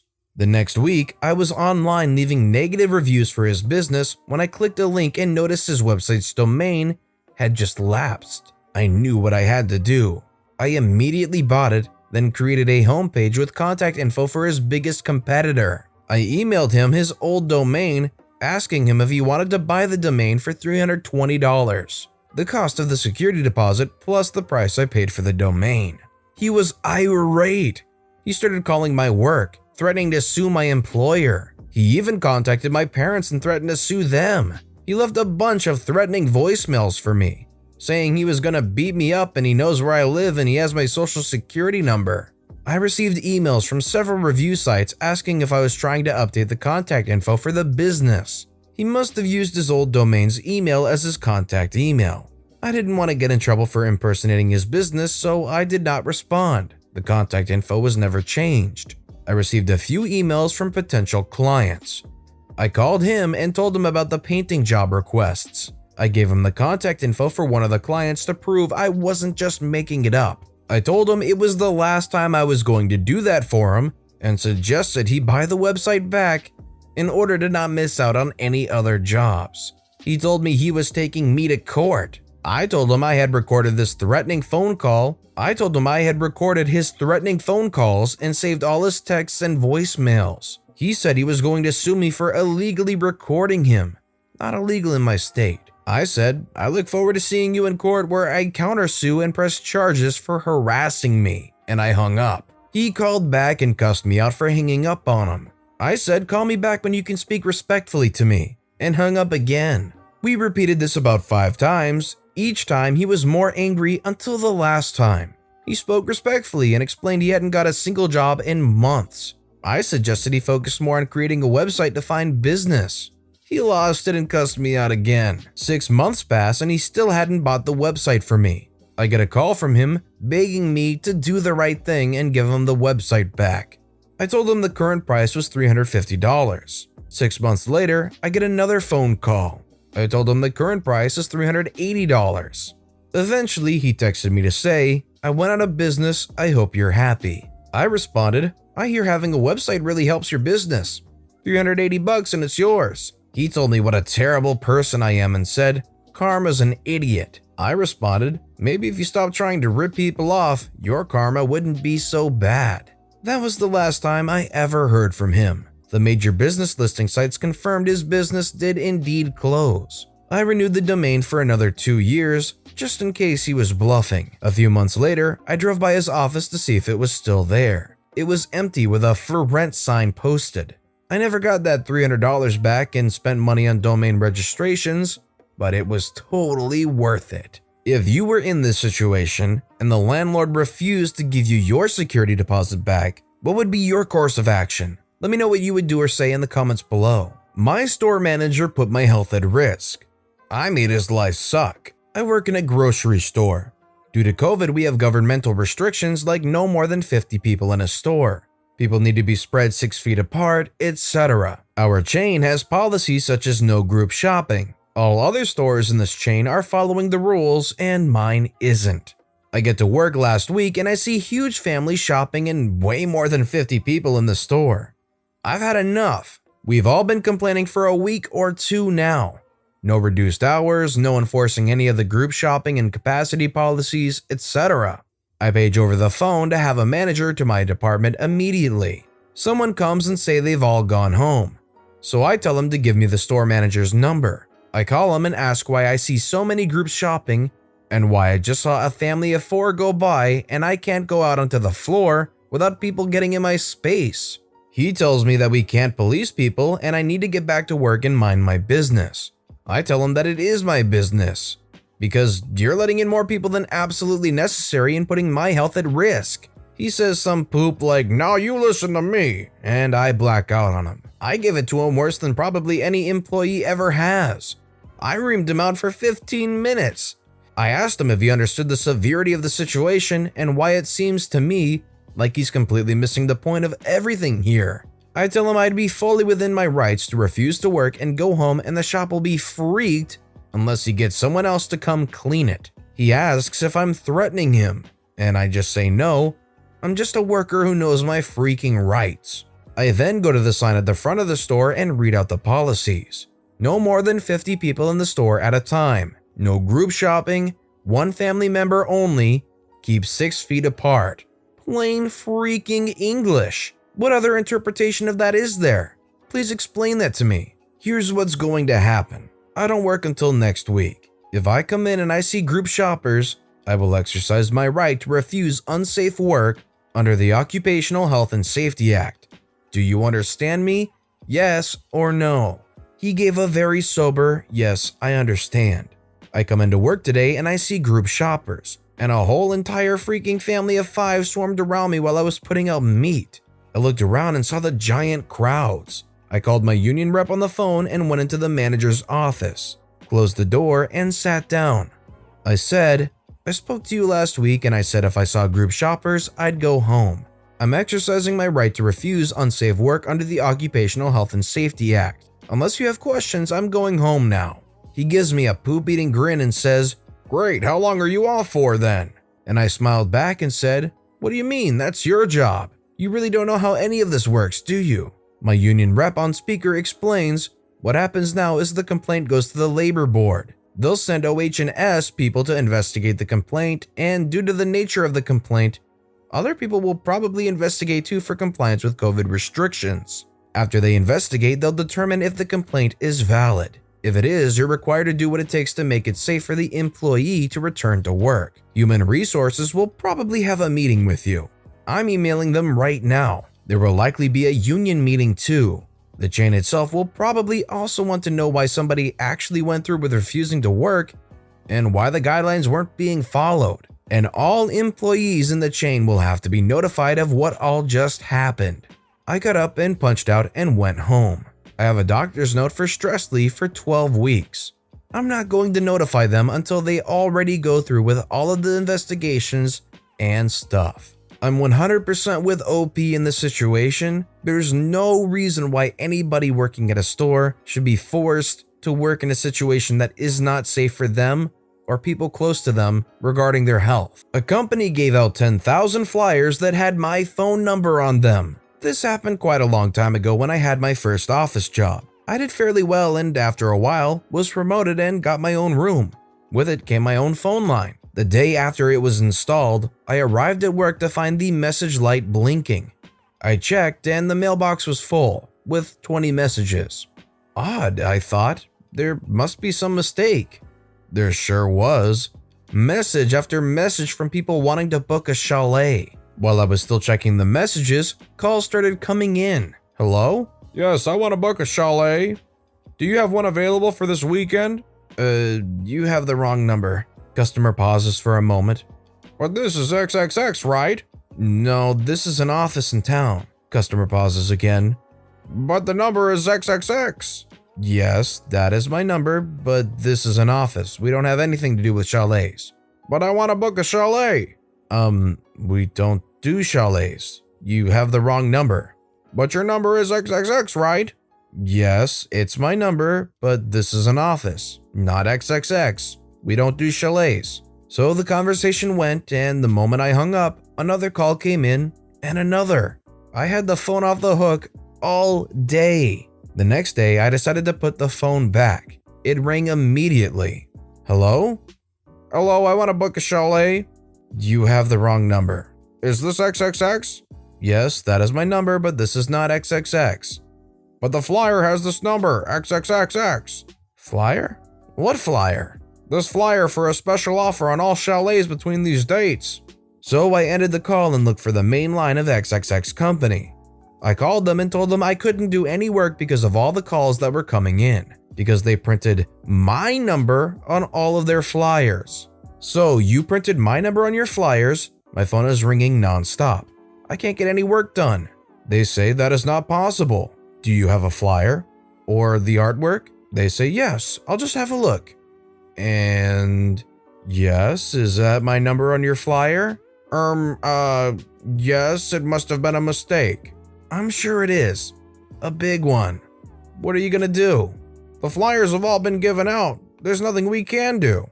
How many flyers were printed? 10,000. They couldn't do anything. They didn't want to do anything. I asked them to pay for changing the line and they refused. They didn't offer anything and even asked me to direct all the callers to them the correct number. So I started answering all the calls. It took a week, but I told everyone we were fully booked till the end of the promotion.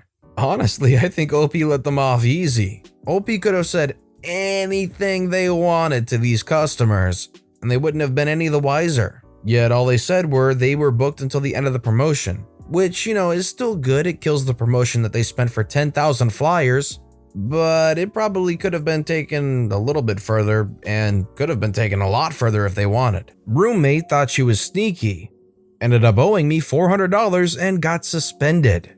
So this happened my second semester dorming at my college campus. I had met my roommate at orientation and could kind of already tell she was going to be a pain in my butt. And I was right about that. I had planned on moving rooms to be closer to some friends in the next semester. But let me get to the story that led to my revenge. On our campus, you had to pay for meals using your student ID, which had a certain amount of money on it each semester.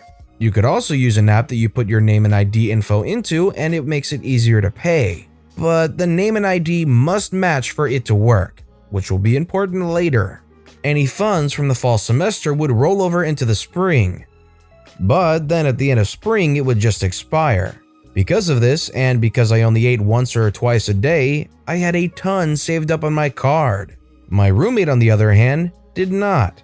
So I offered to pay for some of her meals from time to time in trade of her picking up the food for us, which involved her using my card twice in person and then she'd return it. Then, one day, I noticed on my app that my card was being charged even when I was not ordering food.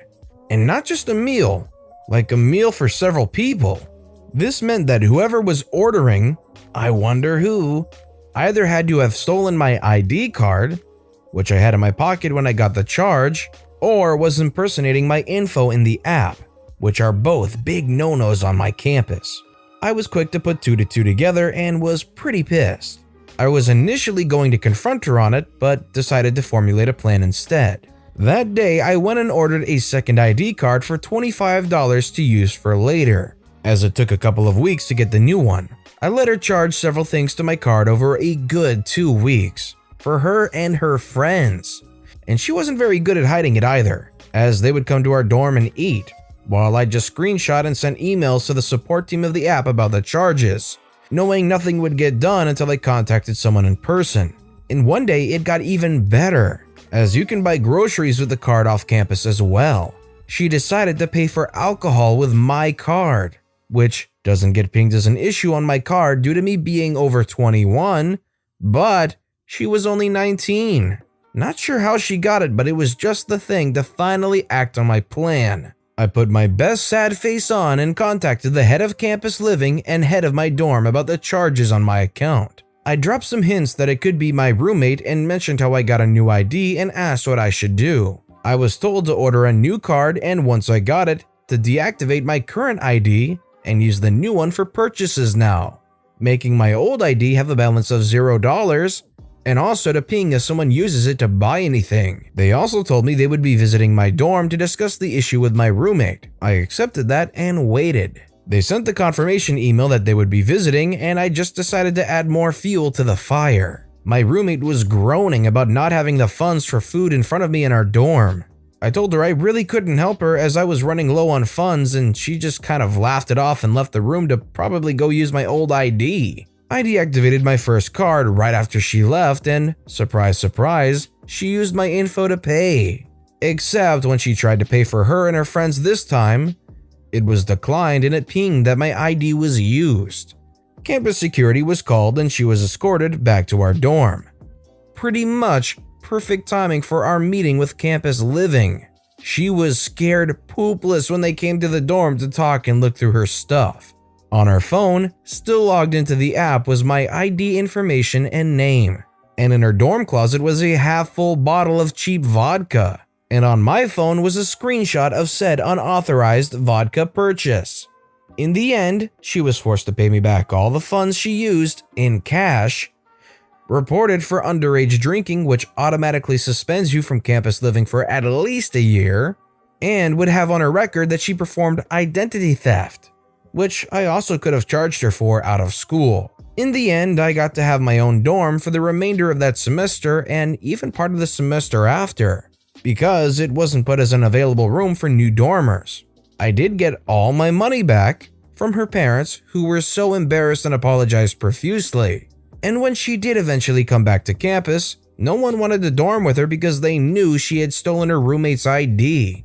I think in the end she rented off campus. Man, if you found out that your roommate had stolen your ID and was using your money to buy food for her and her friends, what would you have done? Let me know in the comment section down below. Redneck thinks it's funny to yank out mailboxes. My dad makes him pay. Disclaimer, this happened a long time ago, but still makes me giggle to this day. So way back in the day, mid-90s or so, my family lived in a log cabin on 10 acres of land in a rural area 10 or so minutes out of town. It wasn't totally the sticks, but you could definitely hear banjo music in the background sometimes. At the end of our nearly 1/4 of a mile long driveway was one of those roads that was also technically a state highway. In the AM, I'd trudge down to wait for the bus. When I got home, I'd grab the mail and carry it back.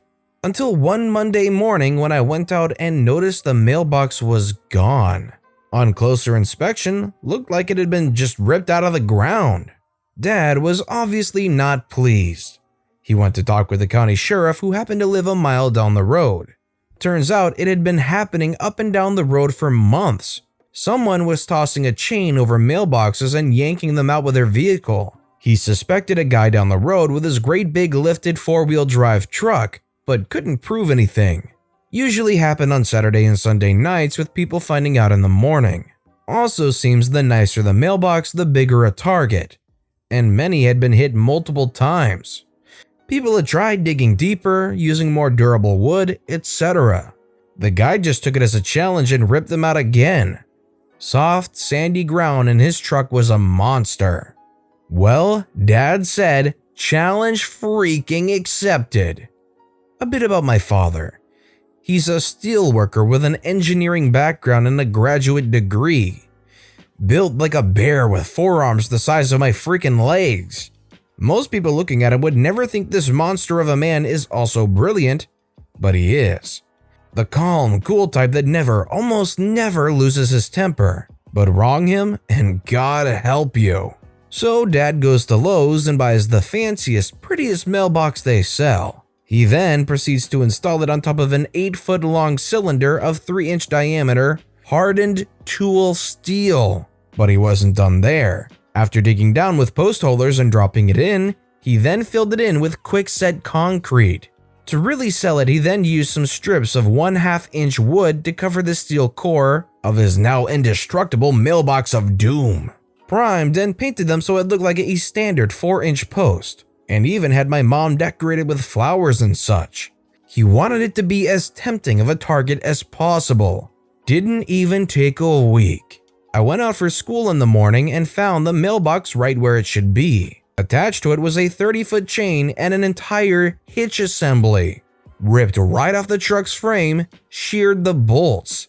It was marvelous to behold. Sheriff gets called over, dies laughing when he sees it. He went to the house of the guy that was suspected and sure enough, verified the damage to his truck matched.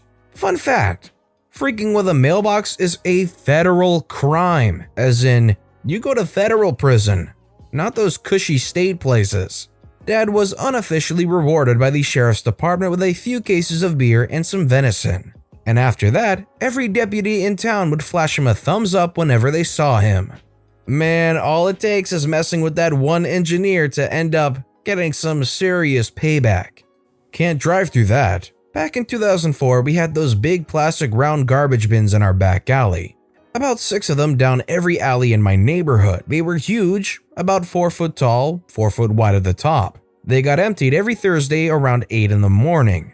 I lived half a block down the alley from the local bar, and every few weeks I'd go out in the morning to see all the bins knocked down. Some drunk idiot was driving his beater home around the time the bar closed at 2 a.m. I figured he was hitting them on purpose just for laughs. Once winter came, the plastic got brittle and every bin that was hit got cracked and or destroyed. The city never did anything other than just replace the bins, but it would take a few weeks and it was irritating to have to pick them up all the time or use a farther away bin because the last nearby one was toast. So this continued for months and winter gets cold here in Canada. We had a solid week of negative 40 degrees. One Saturday night I saw red and blue lights flashing through my curtains. Walked out to see a completely totaled mid-80s Buick wrapped around a bin. One of my neighbors decided to fill the bin with water, which froze solid into a block of ice. I don't know for sure which neighbor did it, but they are absolute heroes in my mind.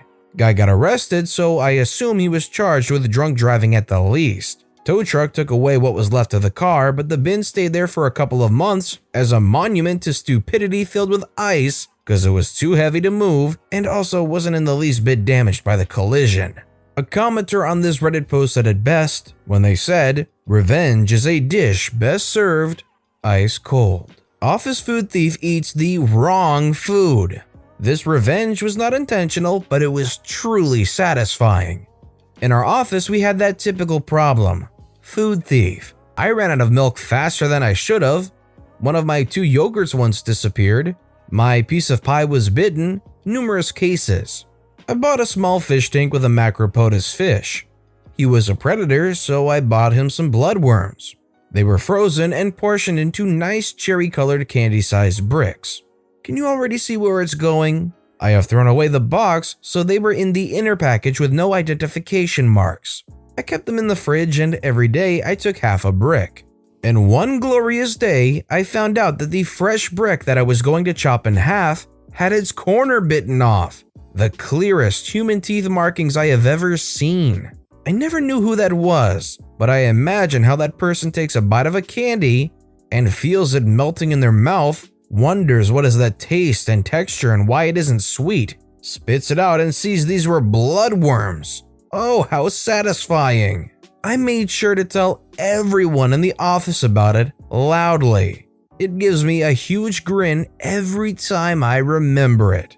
I'm not sure if it will fully stop the food thief, but I sure hope this experience and that inner dialogue they had to experience with themselves when this person is gleefully saying out loud how they consumed bloodworms at least helps them consider not doing food thievery. Didn't say her name to her boss, but this all happened years ago. My then husband had a girlfriend that I knew. She worked next door to him at the Way of the Sub.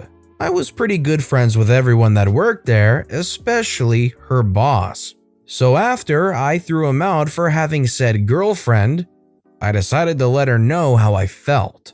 I went up to the sandwich shop and found my good friend, while the girlfriend made my sandwich, standing right beside her boss. I tearfully told the whole story to the boss, standing next to girlfriend, making my sandwich. I told every detail except her identity, right down to how upset our kids were and what I thought about people who go after a married man and the married men who cheat and break up their family.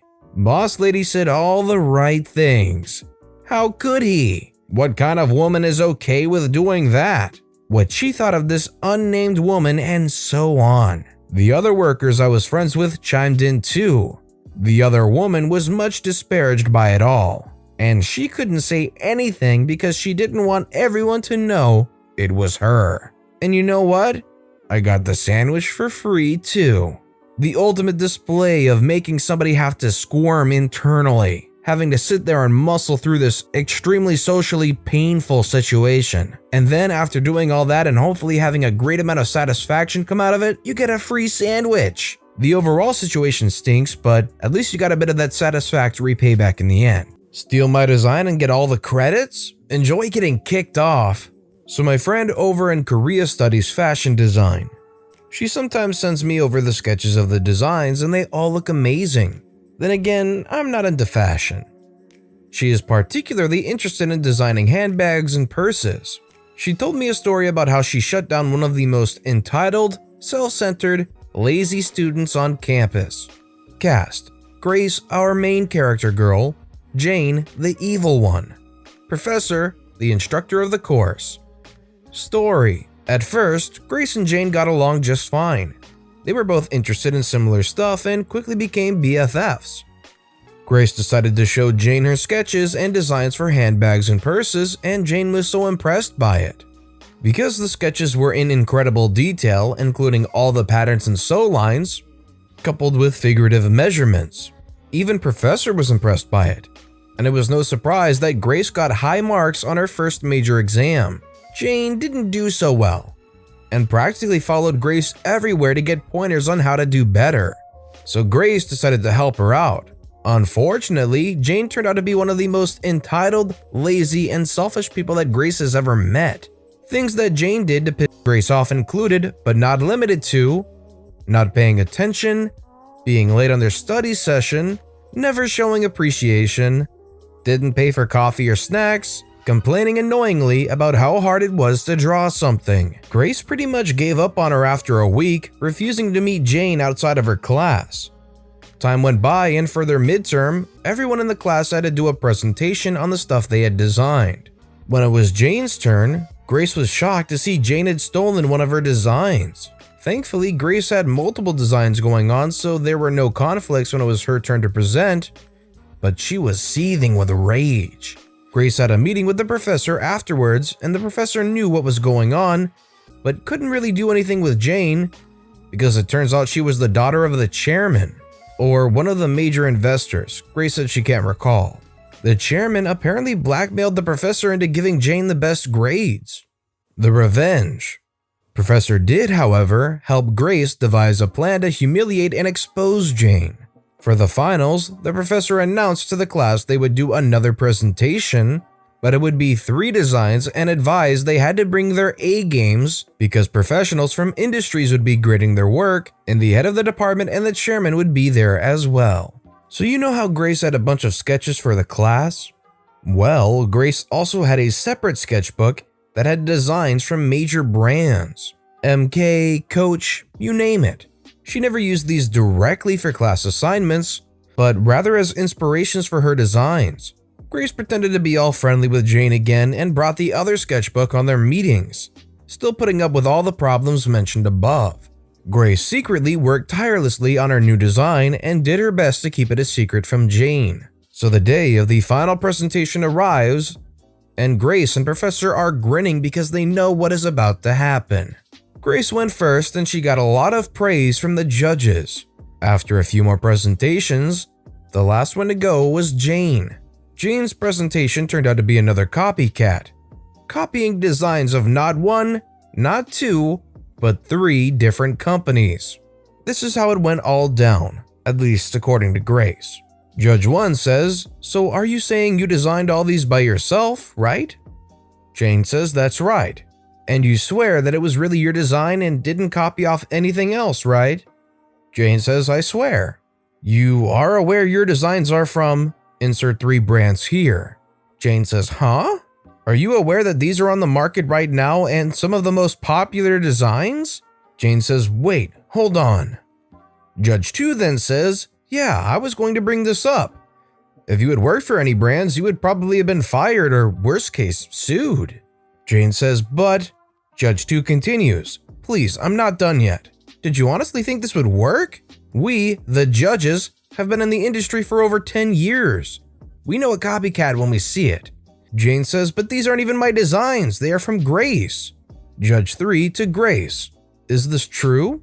Grace says, "Yes, but I'd never use them for major projects nor call them my work. I just use sketches of them as inspirations for my own designs." Judge 3 says, "Well, that was clear from your presentation." Turning back to Jane, "Now, Miss Jane, this is a clear case of plagiarism, and I do hope your school is merciful on this matter." After the presentation was over, the chairman screamed at the professor in front of everyone, not realizing he just revealed all the blackmailing in the secret grade deal. Jane tried to call out Grace on how "you screwed me over," but it really didn't matter. No one listened to Jane's attempt and slander and was kicked out of the school. Chairman pretty much lost all support and had to resign and was replaced by far more honorable and competent one. That was a smooth ProRevenge. If you know this person is going to copy off the work you share with them, you just plant the subtle seed they're not able to pick up on, and boom, it blows up in their face trying to copy off you. What do you think of this Jane girl and her antics? Let me know what you think in the comments below. The guy in the suit who doesn't know anything.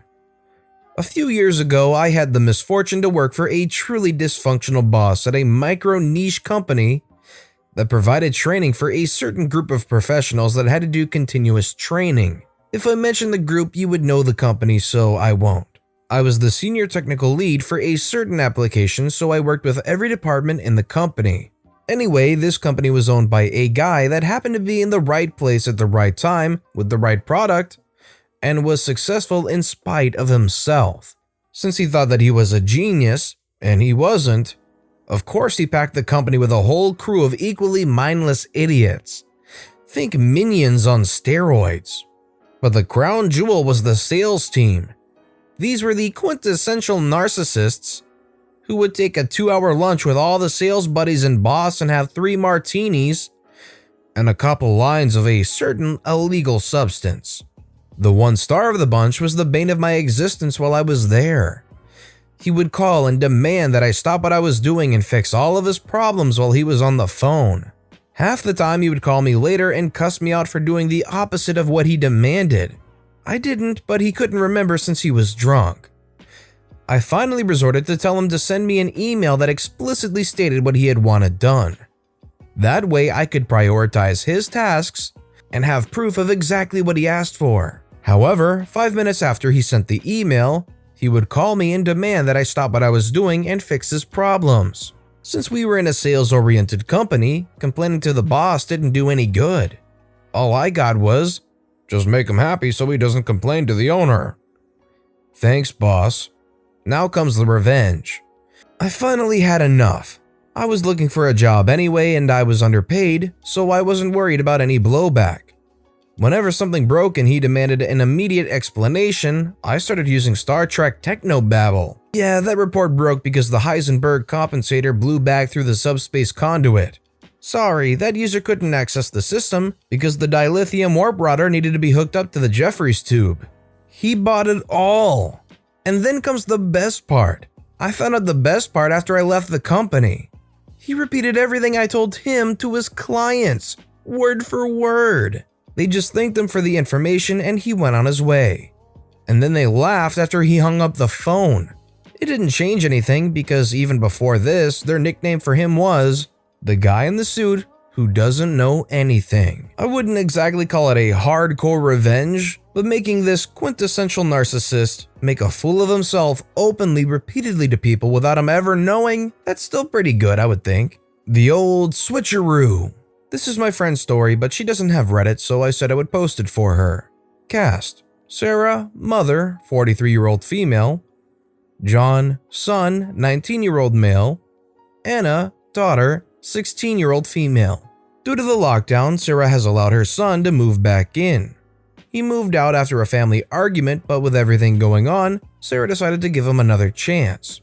A few weeks into lockdown, Sarah was cleaning the house when she found a tin of travel sweets in her son's room. She loves this particular type and opened the tin to pinch one. The contents of the tin was not lemon drops, however. It was her son's pot stash. When he returned from work, she sat him down and told him that she did not want that stuff in the house and he was to get rid of it. He apologized and the tin vanished. Yesterday, Anna came to see her mom. John had been smoking in his room, which was next to hers, and the smoke was blowing into her window. Sarah told her to stay downstairs for a bit and say nothing. When John left for work, Sarah went into his room and began to search. The idiot was still using the same tin and had hid it under his pillow. Sarah disposed of the contents and replaced it with some fresh dog poo from the family pet. He hasn't said a word to her today and has been very sheepish. Her only regret is not seeing his face when he opened his tin. That'd be pretty priceless when this guy goes to open his tin to get his fun grass and finds out there's just a beautiful hidden stash of dog poo. That'd probably be a bit of a shock and a letdown for the guy. Won't give me $20 off? Fine, I'll get $50 off instead. For reference, I'm 15 and I run a small mowing company in my neighborhood. I have been saving up to buy a new mower to replace my current 16-plus-year-old one. I went into the only Home Depot in my city that had a $750 Honda mower in stock. I originally found an associate and tried to get the floor model, but since they had one in stock, I couldn't buy the floor model. Oh well, I pulled up a competitor's site, Northern Tool, and showed a different associate that I could get $20 off there with a coupon. And the other store was less than 5 minutes away. They talked to who I believe was the department manager and they approved it. So then I make my way over to the registers and tell the associate what the others said. And she calls over her higher up. Enter Karen, haircut and all. I say, I was told by the associate that I could get $20 off because a competitor has it at a better price. Karen, in a part mocking, part baby tone voice, no, that's a coupon. It has to be the actual price of the item. They don't know what they're talking about. I'm the financial supervisor. They say on their website they accept competitors' coupons. Okay, then I'll just go put it back. So I do so and head to the car. While leaving the store, she droops her head down, makes that puppy dog / poor you face and says, I'm sorry you could save money. I wanted to flip her off so bad. I decide, you know what? She's not a manager, let me go talk to customer service. So I go to the desk and this is how the conversation goes. Hey, I was trying to get $20 off a $750 mower. I was told it was okay by 2 associates, but then your supervisor over there said absolutely not. Customer service guy says, okay, let me see this mower. I can give you $50 off. So he goes, looks at the mower, and goes back to ring me up. We have a good conversation about cars, and I walk out of the store, and Karen doesn't say a word. Is it because OP looked young? I don't get what this Karen was being a witch about. Was it just a bad day for her? Does she get enjoyment out of that? It just seemed needlessly extra. Dollar store worker made my day. So the wife and I decide to walk over to the store to buy some bleach for laundry. When we get there, we see they are all out, so we decide to go next door to the dollar store so we can at least get a small container to wash up a few loads. First thing I noticed was the cashier at the front of the store being asked about t-shirts. The cashier instructs the person asking to go to insert aisle here and he will find shirts there. I walked right past the aisle going towards the bleach and I sure enough see shirts. I get my bleach and the wife and I wait in line to check out. The guy comes back up and claims there are no shirts there.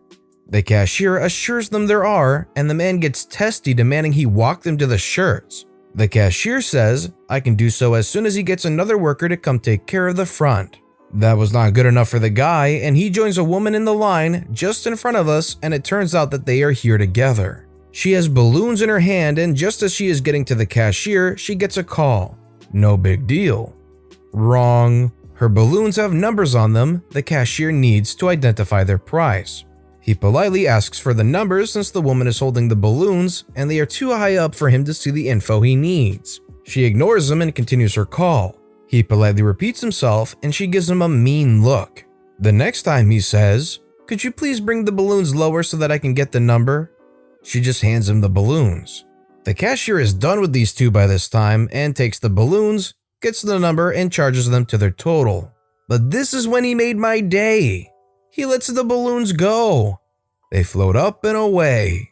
The guy with the lady is paying and the lady with him is too invested into her call to notice. So they grab their bag and then she puts her hand out hoping the cashier will hand her the balloons. He gestures to the balloons now floating several feet away. The guy tells the cashier to retrieve the balloons for them and the cashier gave the most half-butt attempt to reach a few feet away and then says I can't reach them. I can do so as soon as he gets another worker to come take care of the front. I burst out in laughter and the woman and the guy are now embarrassed. They go jump and get their stray balloons and rush out. Made my day a million times more enjoyable. I scrolled through the comments real quickly and there was a really interesting theory that the guy was actually trying to steal from the store, which is why he wanted the cashier to go with him back to the shirts.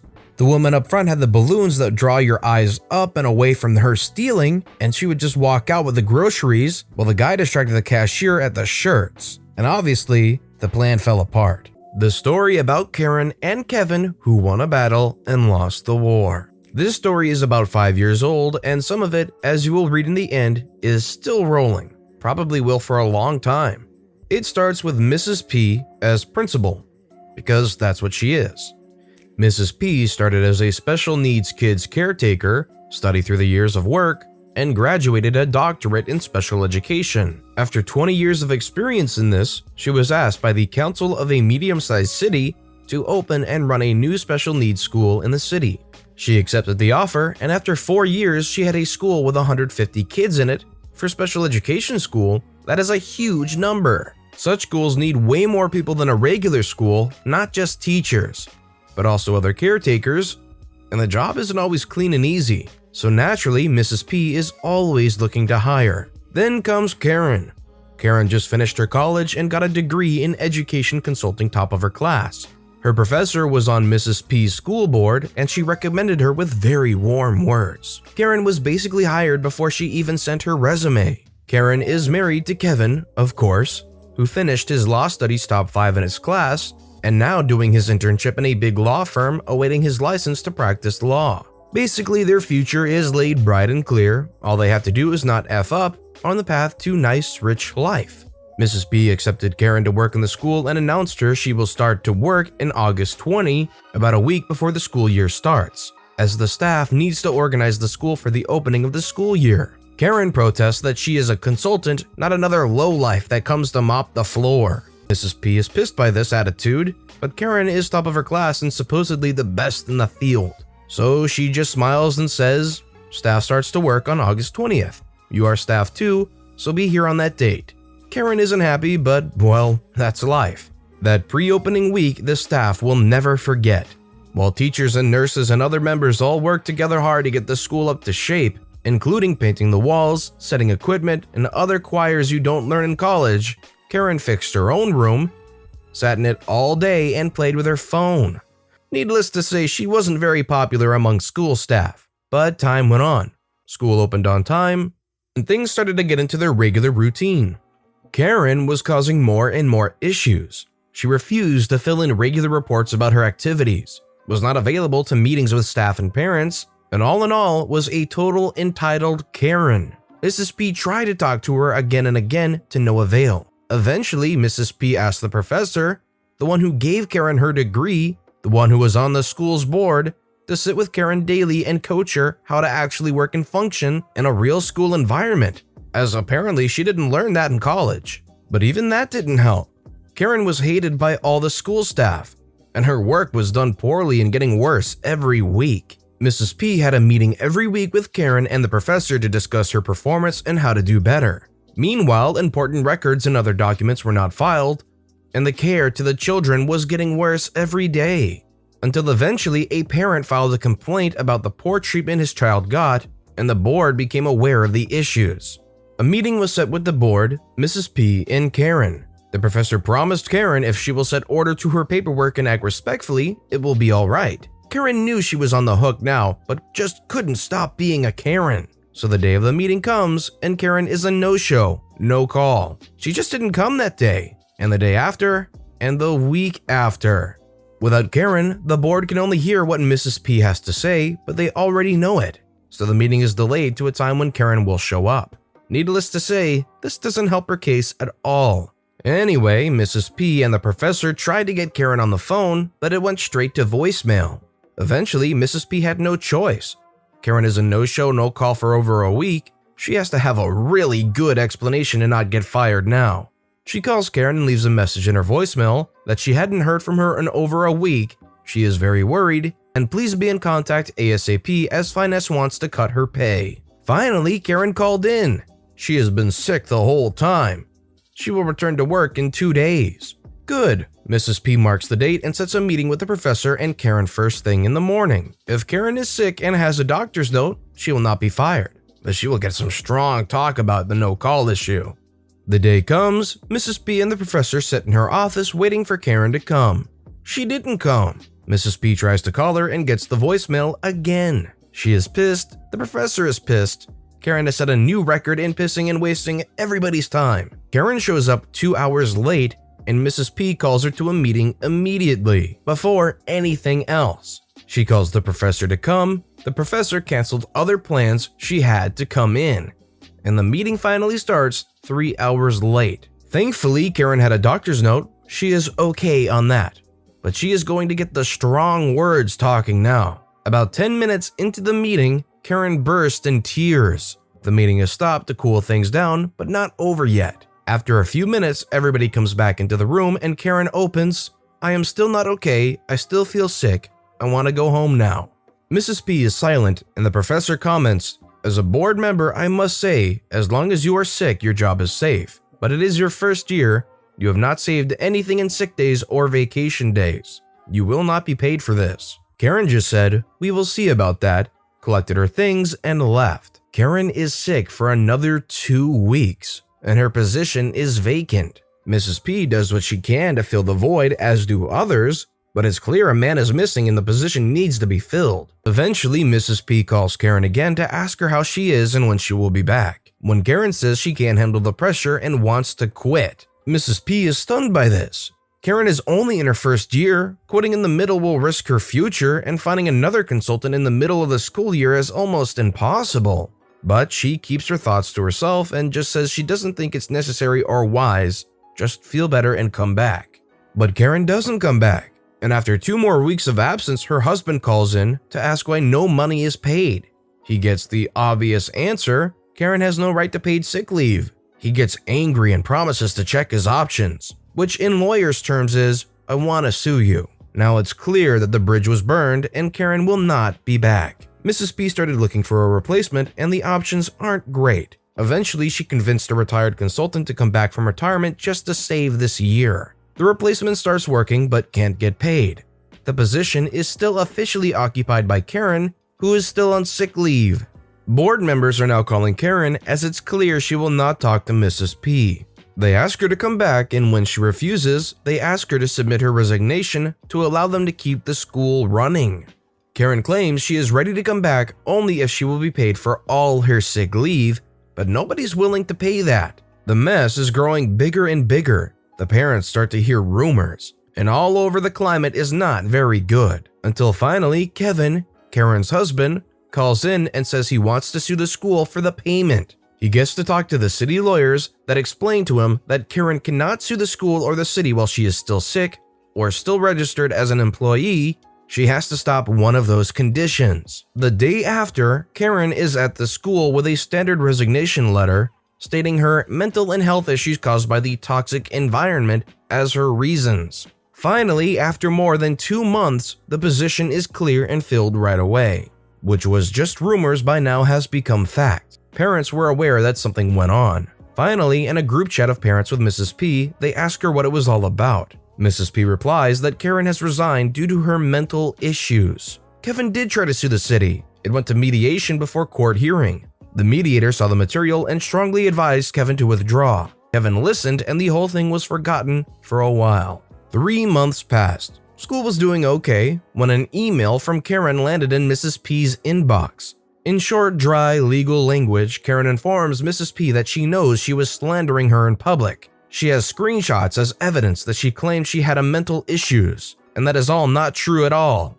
Karen demanded Mrs. P to apologize in public and clarify that Karen did not have any mental issues, and her resignation was due to professional disputes. Mrs. P was shocked. She knew for a fact that Karen was, let's just say, not 100% okay up there, and she had a resignation letter to prove it. Going this way from Karen was beyond stupid. Mrs. P, however, did the right thing and sent the letter to the school board, asking them what they think should be done. School board just heard the words legal actions and freaked out. They didn't want any of this. They demanded Mrs. P to just apologize and let it all be gone. But Mrs. P was not willing to admit wrongdoing of anything, as she knew she did everything right. The board kept his opinion, claimed Mrs. P is being pointlessly stubborn, and they will not cover any legal matters in that issues, which is against Mrs. P's contract. All legal liability that she has within her work should be covered by her employer. That meant her job was on the line now, and Mrs. P was determined to fight back and win. But without city resources, fighting a slander lawsuit is expensive, and with her job at risk, it will not be easy. Mrs. P went again to the parents' forum, let them know that she had some personal legal issues, and asked if they know who could help. One of the parents, a lawyer, agreed to help without pay. Note, it is highly unprofessional to ask parents to help in personal issues, but it wasn't really a personal issue. It was the school's issue, and that lawyer's parent noted that after he was informed the details. The lawyer agreed Karen and Kevin had no ground to sue, but said that if they sent the email, their intention is to sue anyway, and nothing Mrs. P would do will stop them. So it was better if Mrs. P just ignored it and let them dig their own grave. And digging they dug. A week after the first letter, a new letter arrived by regular mail in an envelope. It was printed on Kevin's law firm letter, stating that matter should be resolved by public apology or they will sue. Even the lawyer did not believe someone in a large prestige law firm is that dumb, but here is the letter to prove it. A trial will take time and will cost money, even if he is doing it for free. Not to mention that Mrs. P will be fired no matter the result. They had to find another solution. The lawyer figured out that stupid people need stupid solutions. He thought about it for a while, and then remembered he had a classmate in college who went working for that firm. He called that classmate and asked him how he is, now that they are both well after their college years. Apparently, his classmate worked hard and got to become a junior partner in the firm. When the lawyer mentioned the case, his friend was surprised. He hadn't heard about this case, and he should have, as lawyers in large firms gossip like old women.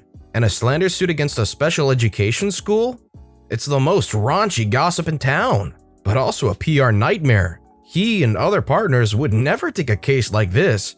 It will make them look like greedy lawyers who would skin off anybody for a penny. Not good publicity. He promised to look around and check what is going on in the firm. It didn't take him long. The next day, he called the lawyer back. He found out no lawyer in the firm was aware of the case.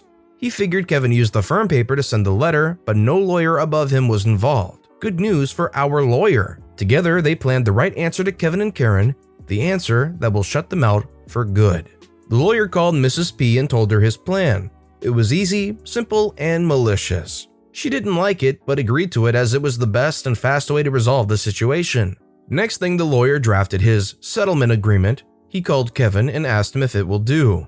The agreement stated that Mrs. P will apologize to Karen in the most public way she can and will post all the legally related papers alongside the apology in the school webpage. The agreement stated that the apology can come in any form as long as it can be searched in Google search and has a link from the school webpage. It also stated that after the apology, Karen and Kevin will not be able to sue the school ever again and will have no further demands from Mrs. P or the school ever again. The last clause stated that if any unrelated issues will come of this agreement, Karen and Kevin will be liable for any consequences and the school can demand any losses it suffers from them. Kevin agreed to all the terms. Within 2 hours, Karen and Kevin signed the agreement and the next stage was ready to launch.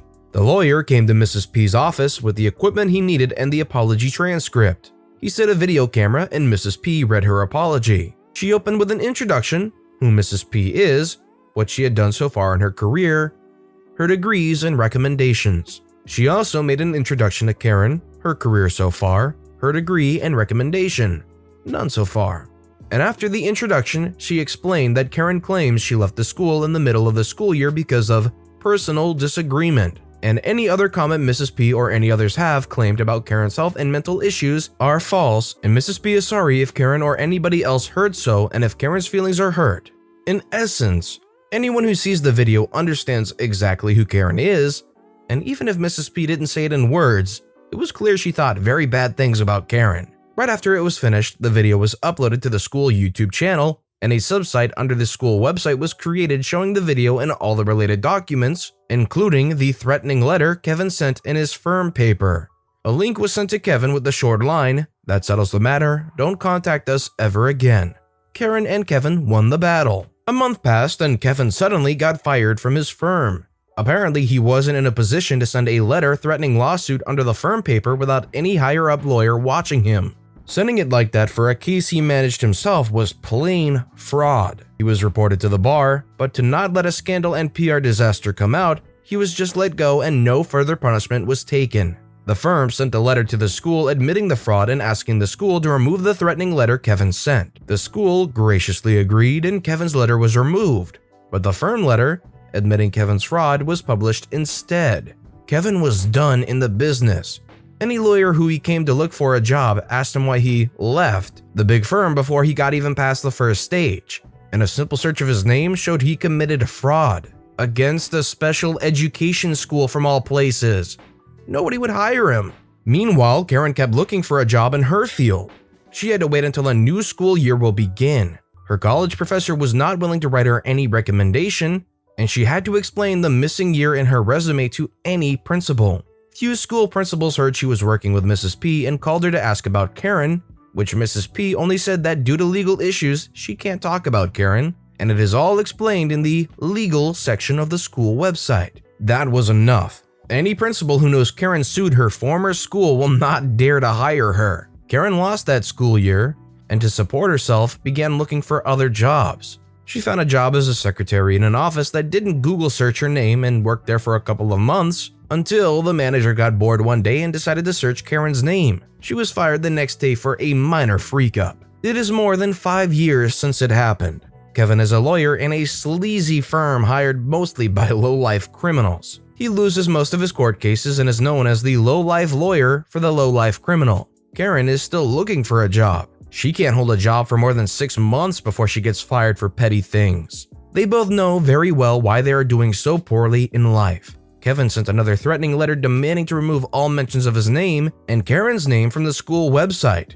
He also asked to remove the video. The lawyer just told him that it is what he agreed on, and if he wants to renegotiate, he will demand Kevin to pay for damages. He didn't specify what damages, and Kevin didn't ask. He gave up. Karen and Kevin admitted defeat. They lost the war. Mrs. P eventually removed the video from the school site and set it as private on YouTube, but all the legal letters are still posted there and will be there until, well, maybe forever. Not wanting to work early to help set up the school. Okay, sure, whatever. Being very unproductive and then missing work for a while. Okay, sure. being a no-show for weeks and then demanding to be paid for it? Okay, sure. Suing because you took weeks and months off with unpaid coverage? Okay, sure. It's really no surprise what happened to Karen and Kevin in this story. What do you guys think about it? Roommate blackmailed us and almost lost us our apartment, so we played dirty. So my friend and I were in our second year of college together and were roommates. We were both transfers and going into senior year and had been renting an apartment for the past year. The two of us had lived with 3 other people the first year, but they graduated and moved out. The apartment had 2 rooms and a den with double doors that could be used for 1 person. We had 2 people in each room and 1 in the den. We needed to find people to replace our old housemates, and my friend knew a couple people who were living together and wanted to move to a new place together. She talked to them and set everything up before summer, so that way during the fall we would already have everything figured out. We signed the lease before summer vacation and everything seemed fine. One girl wanted to rent out the big room to herself and would pay full price for it. Let's call her Sharon. The other one would live in the den, who I will call Carrie.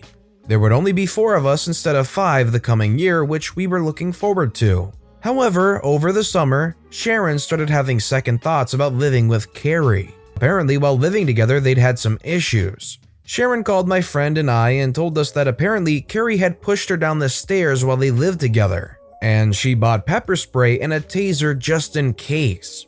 According to Sharon, one night they thought they heard someone trying to break into their apartment and were standing at the top of the stairs listening, when Carrie told Sharon to go check it out. Sharon didn't want to go, so Carrie pushed her and Sharon fell down the stairs. We asked Carrie about this, but she said that while they heard suspicious activity and called the police, she never pushed Sharon down the stairs.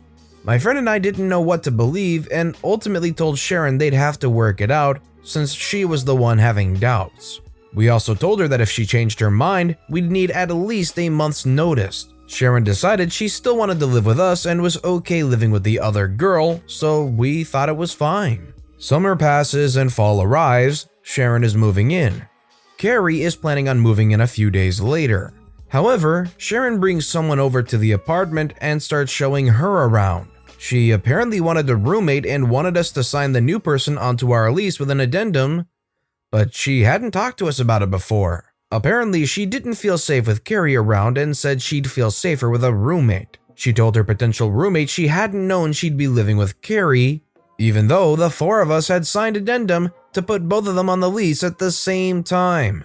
My friend and I thought things were getting weird at this point and started feeling concerned. Unfortunately, our lease was going to expire soon and we needed to sign the lease renewal in a few days, and we couldn't get an addendum to sign the new person on until we signed the lease renewal. My friend and I had let the Sharon and Carrie know this in advance, and they had agreed beforehand to sign it.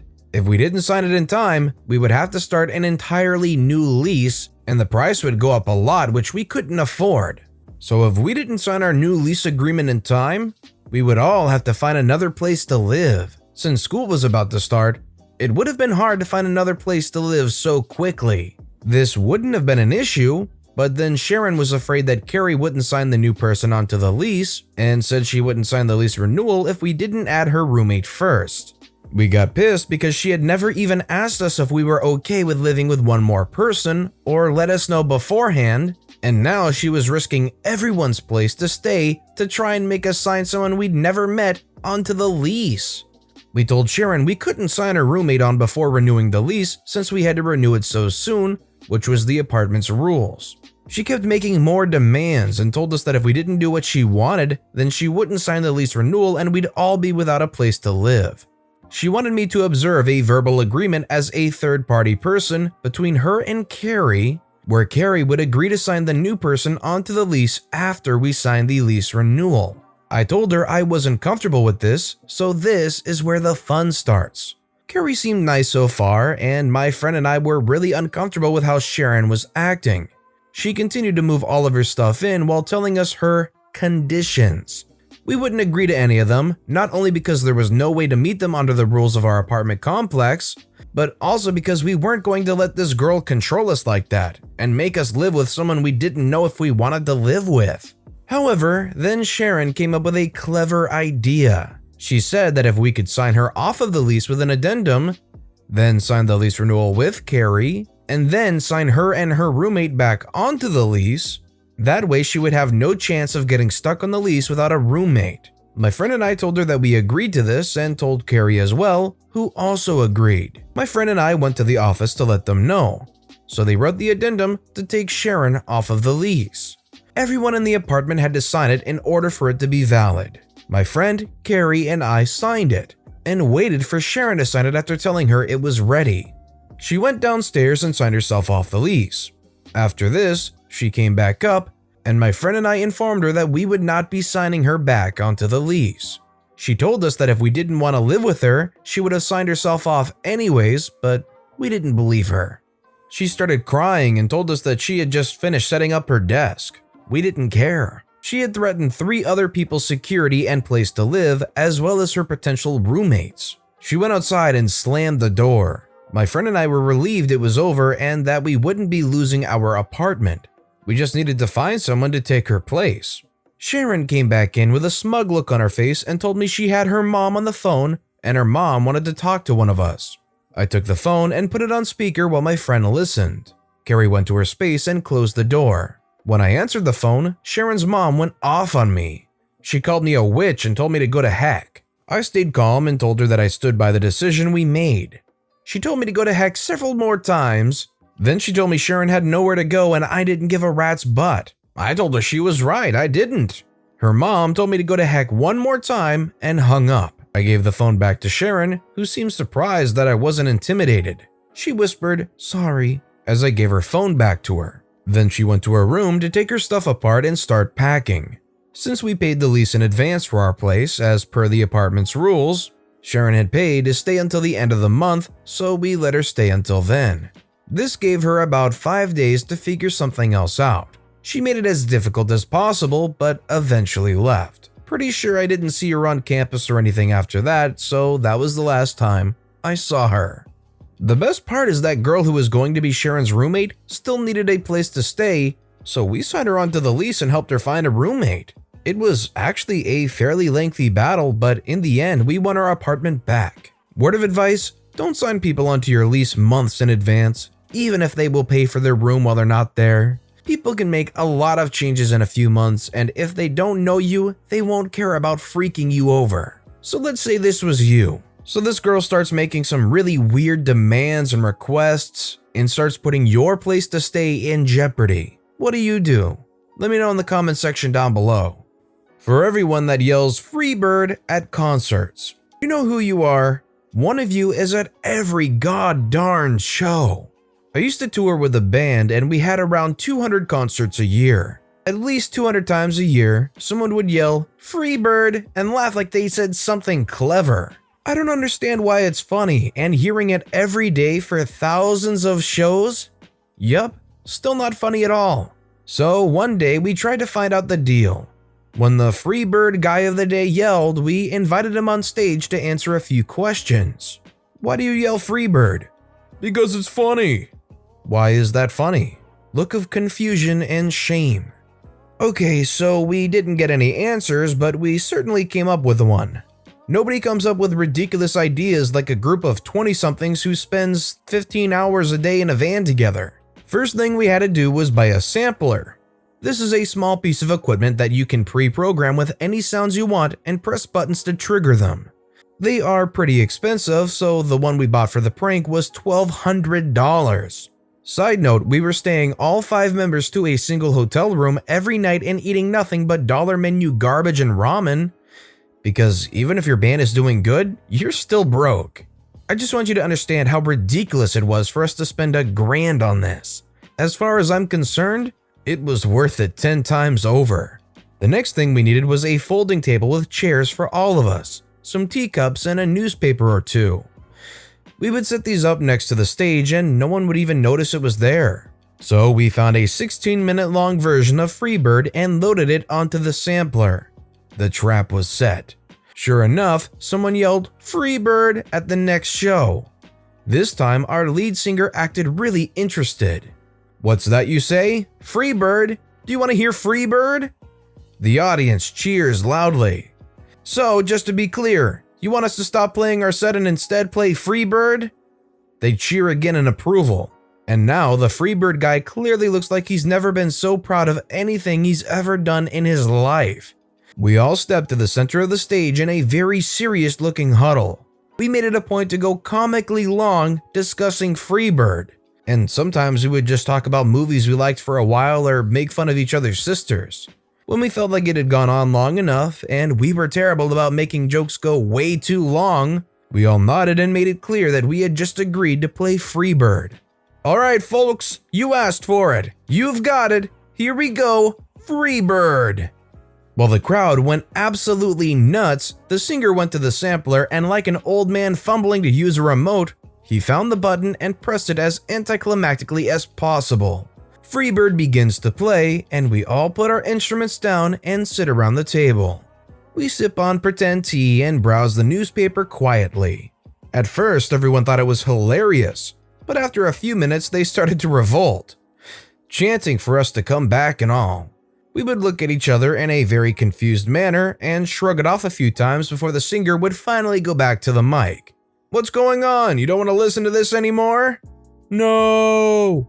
You want us to play our stuff again? Yeah. Well, what about that one guy who yelled Freebird? That guy sucks. And then booing would start for that poor Freebird guy. We did this for an entire tour and it absolutely never got old. I'd like to think that after that year, tens of thousands of people stopped yelling Freebird at every show they go to. At least for me, that makes the world a slightly better place. Freebird! If I heard one thing get yelled out as a cheesy, corny joke hundreds of times, I'd probably get pretty tired of it too. The case of the missing firewood. Story. When my grandpa was growing up, he didn't have electricity, this being rural Kansas. What they did have was a wood-burning stove. At one point, firewood that my great-grandfather had been storing began to disappear. A thief was afoot. My great-grandfather, getting tired of the firewood disappearing, hatches a plan. Great-grandfather takes some of the logs and drills them out, leaving a cavity. He then puts some gunpowder in the cavities and plugs the holes to hide his handiwork. That night, he tells my grandpa that he would bring in the firework. Of course, he knows what logs he's messed with. Now, this is the funny part, and I wish I knew how embellished it was, but stranger things have happened. The next day, great-grandfather is walking into town and comes across a gentleman also headed into town, and they get to talking. It turns out the gentleman is going into town to make a purchase. The item he seeks, a new stove. He says to my great-grandfather, "I don't know what they're putting in the coals these days, but it destroyed my stove." No wood ever went missing again. Well, that's what they get for being a thief, honestly. That was a pretty crafty plan by the great-grandfather. Got a bully suspended by getting him to fight another kid. Now, this title might not seem petty, but my involvement in this situation was so minor I hardly consider it anything more. If I'm wrong though, please feel free to redirect me. Anyway, this took place in junior high. I'm nearing my 30s now and this story still tickles me. So I had this guy in a couple of my classes who was just a douche, a real cowboy boot-wearing dingleberry. He always liked to copy on me in our math class, which, joke's on him, math has always been my worst subject. He only thought I was smart because I had a slightly above average vocabulary for my age. He also really liked kicking my chair as hard as he could to get a giggle from his groupies. One day in particular, I felt him messing with my shirt. I'm super non-confrontational, so I ignored it. This class is early in the day, so I go on without thinking about it. When I got home though, my mom saw what he did and was livid. He had wrote F-U-F-A-G on my shirt in Sharpie. And no, I had not done anything to provoke this that I was aware of. It had been on my back and mostly obstructed by my backpack, which explains why no one else really pointed it out. Or they did notice and just said nothing.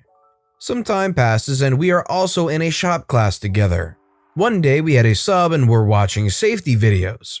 I'm sitting right next to Dingleberry in this class, much to my displeasure. At the front of the class is a chill-seeming guy we'll call Randy. Randy was taking a nap through the movie and Dingleberry starts chucking paper balls at him. It was about the third ball when Randy turned to him and said, "Throw one more and I'm gonna beat your butt." Randy lays his head back down. Dingleberry realizes he's out of paper. He then asks me for a piece.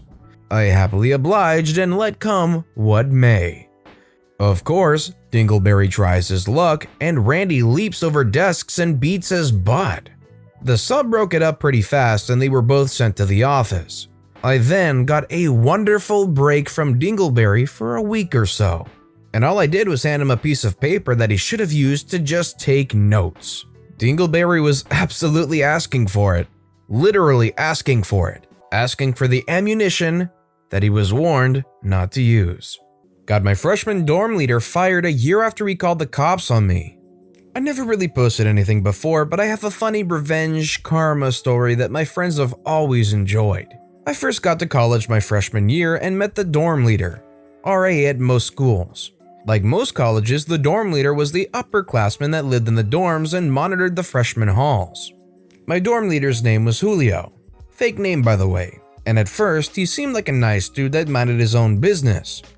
He talked about how he would stay out of everyone's business if we would stay out of his. Also, he tried to be the cool dorm leader and always mentioned to me about how he drank tons of alcohol his freshman year in the dorms. He gave off the impression he really didn't care if we ever drank in our dorm rooms, but to just keep it on the low if we did.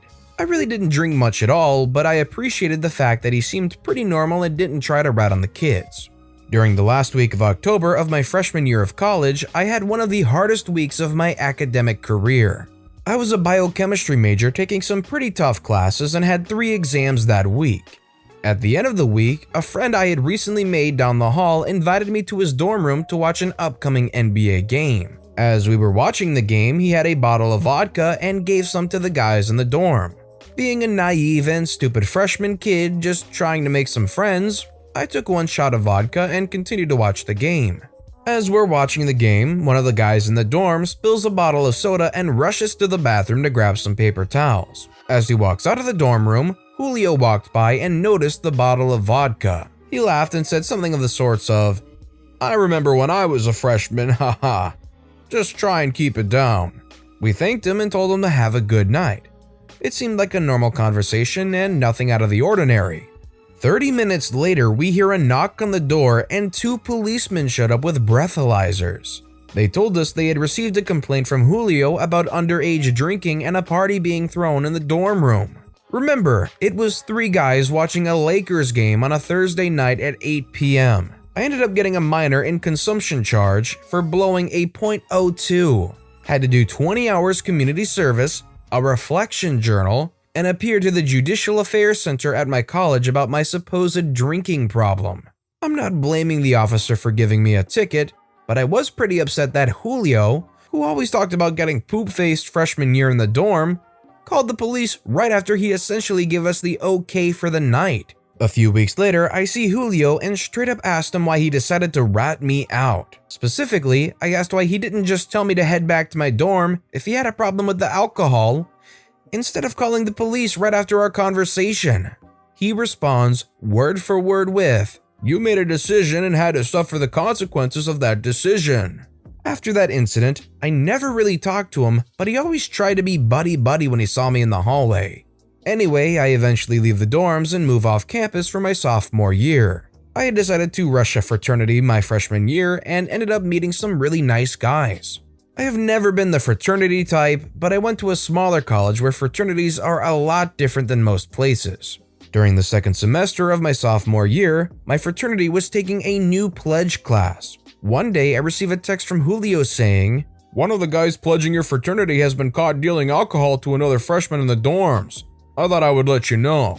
Turns out Julio was the dorm leader for a freshman pledging my fraternity and ratted him out to Judicial Affairs as well. Thinking the term dealing alcohol was the lamest/funniest thing I have ever heard, I sent that to our fraternity group me and everyone laughed about it. About a week later, that kid pledging our fraternity came up to me asking about the message I received from Julio.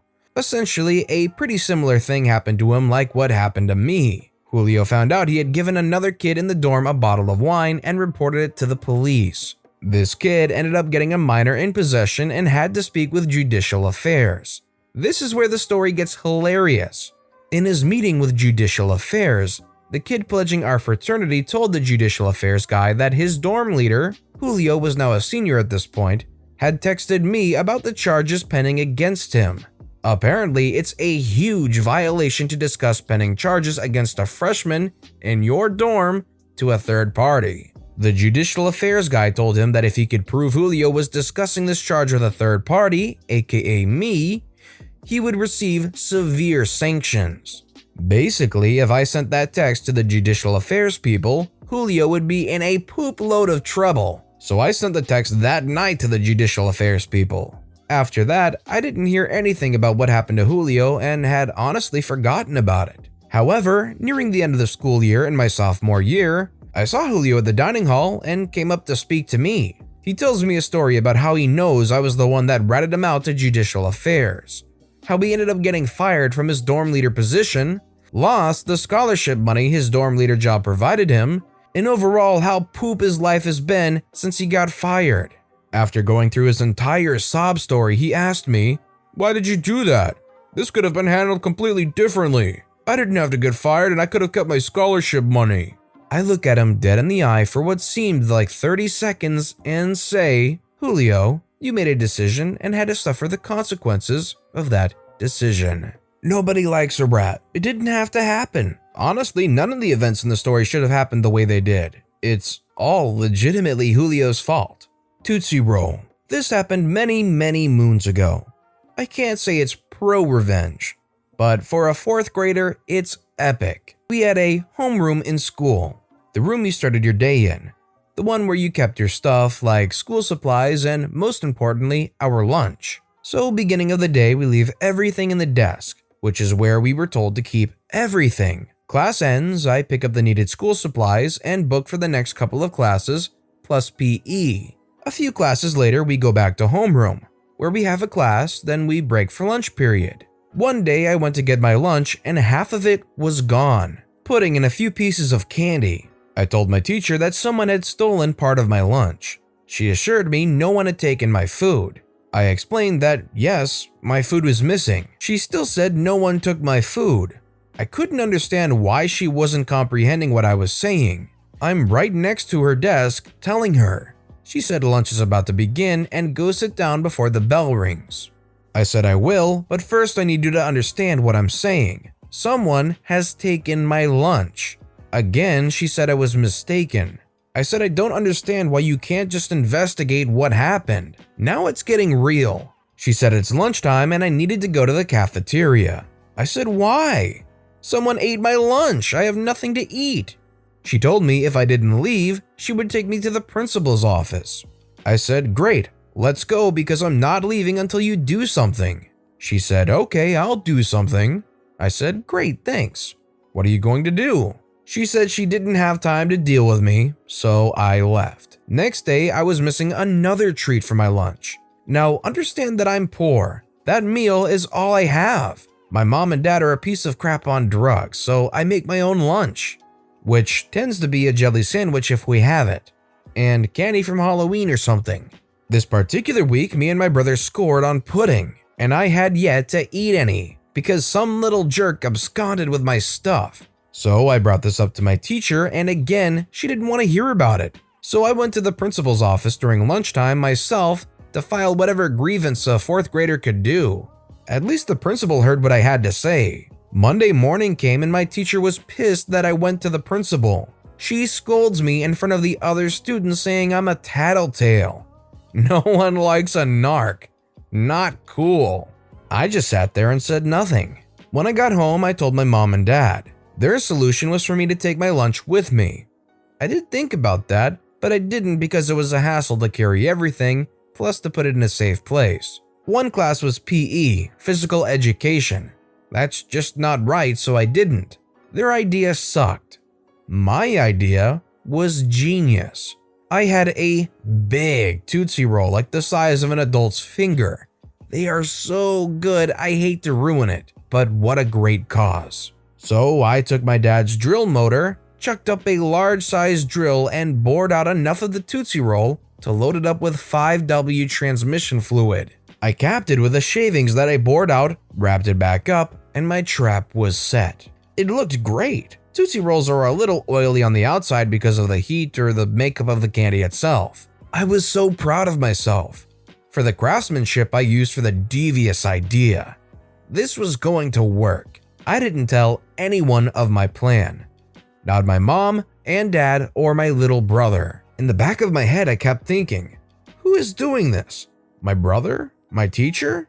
She hated me. I was a smart kid, always did my stuff, but with an attitude. I looked like a hippie, bell-bottoms, ZZ top t-shirt. Not proper for rednecks in Oklahoma, but I just didn't know. I soon found out what period my food was being taken and by whom. It was this ginger kid, fat tub of poop, who was related to, of all people, my teacher. How? I can't remember, but they were kin. I was taken to the principal's office. I'm thinking I'm getting an award for finding a thief. Nope, I'm getting yelled at. It took me a second to comprehend I was being reprimanded. I had enough of adults pushing me around, making me feel like the bad guy. I explained to both of them that I didn't give Fat Ginger permission to eat my food. Why is he sick? Did he eat something that wasn't his? Did anyone think that stealing someone's food is wrong? But I'm the bad guy. I hate to tell you, but Ginger's going to die. I put cyanide in the food from rat poison. He had already been taken to the nurse's office. Principal and teacher started to freak out. I started laughing, said it was only transmission fluid. They were going to give me paddling. I explained that that was never going to happen. My mom and dad have to be present. So let's get them here and see if they agree with me, the victim, or you who didn't listen or do anything to protect me. My mom might be a lot of things, but when it comes to her kid being bullied, she went off on them. I was in the outer office hearing her go off on them. When she came out, I asked her if I was the winner. She said, "Yes, baby, you showed them. You're the winner." This was a very well-crafted pro-revenge. If you were in this situation and somebody kept stealing pieces of your lunch, what would you do? Let me know in the comment section down below. Delay house construction for 6 months, I'll take over your Google business. Last summer, I bought my grandparents' home from the family and started remodeling it. The septic system was absolutely wrecked and had to be replaced ASAP. Hired the engineer, got plans drawn, pulled permits, and contacted the installer that my engineer recommended. He stalled me through the fall, resulting in me having to wait until this spring and use a different, more expensive installer. It's been wet. This has caused me major headaches. Once the work was completed, I Googled his business. He hasn't claimed it. I claimed the business, switched his number and address to the competition across town. Should be an interesting few months for him.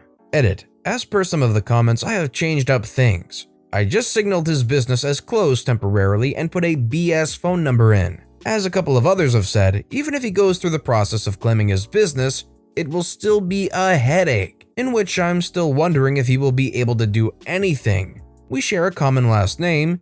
His company is his last name Excavating, which would be my last name Septic Service, if I chose so, which is what I have changed things to. I get it. If I was in an OP situation, I would be frustrated getting stalled and having to wait and get all those major headaches. So I understand why OP went and tried to get back at them somehow. Sister didn't like the work done and had to do it all over again. Hey guys, how are you all doing? Anyway, it's quite hot where I live and our house has only got one AC, so me and my sister take mattresses from another room's bed and sleep in the AC room.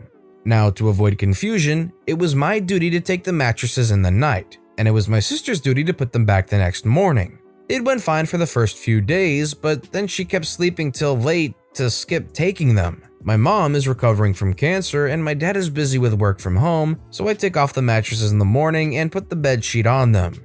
When my sister woke up, she didn't like it and got annoyed and screamed at me for not doing it properly. I got up, went to the room, and took the whole thing down and told her to do it herself. Luckily, my mom supported me on this and scolded my sister and took her phone when she still hadn't set them in her way till the evening. Though we had to take them back again in a few hours, my mom made her do the whole thing and only then gave the phone back. Not a big revenge, but the satisfaction is awesome because siblings are very, very annoying sometimes. If you agree to a deal, I think both sides are expected to withhold their ends of the bargain. She was slacking, she paid the price. But with that being said, that's all the stories we have for today, so what I want to know is which of these stories that I've read for you today are your personal favorite and why? Let me know which story and why in the comments section down below. And thank you all so very much for watching and listening to the Storytime channel. If you haven't yet, please consider subscribing and don't forget to turn notifications on so you'll never miss an upcoming video. Thank you all again for watching and listening to the Storytime channel.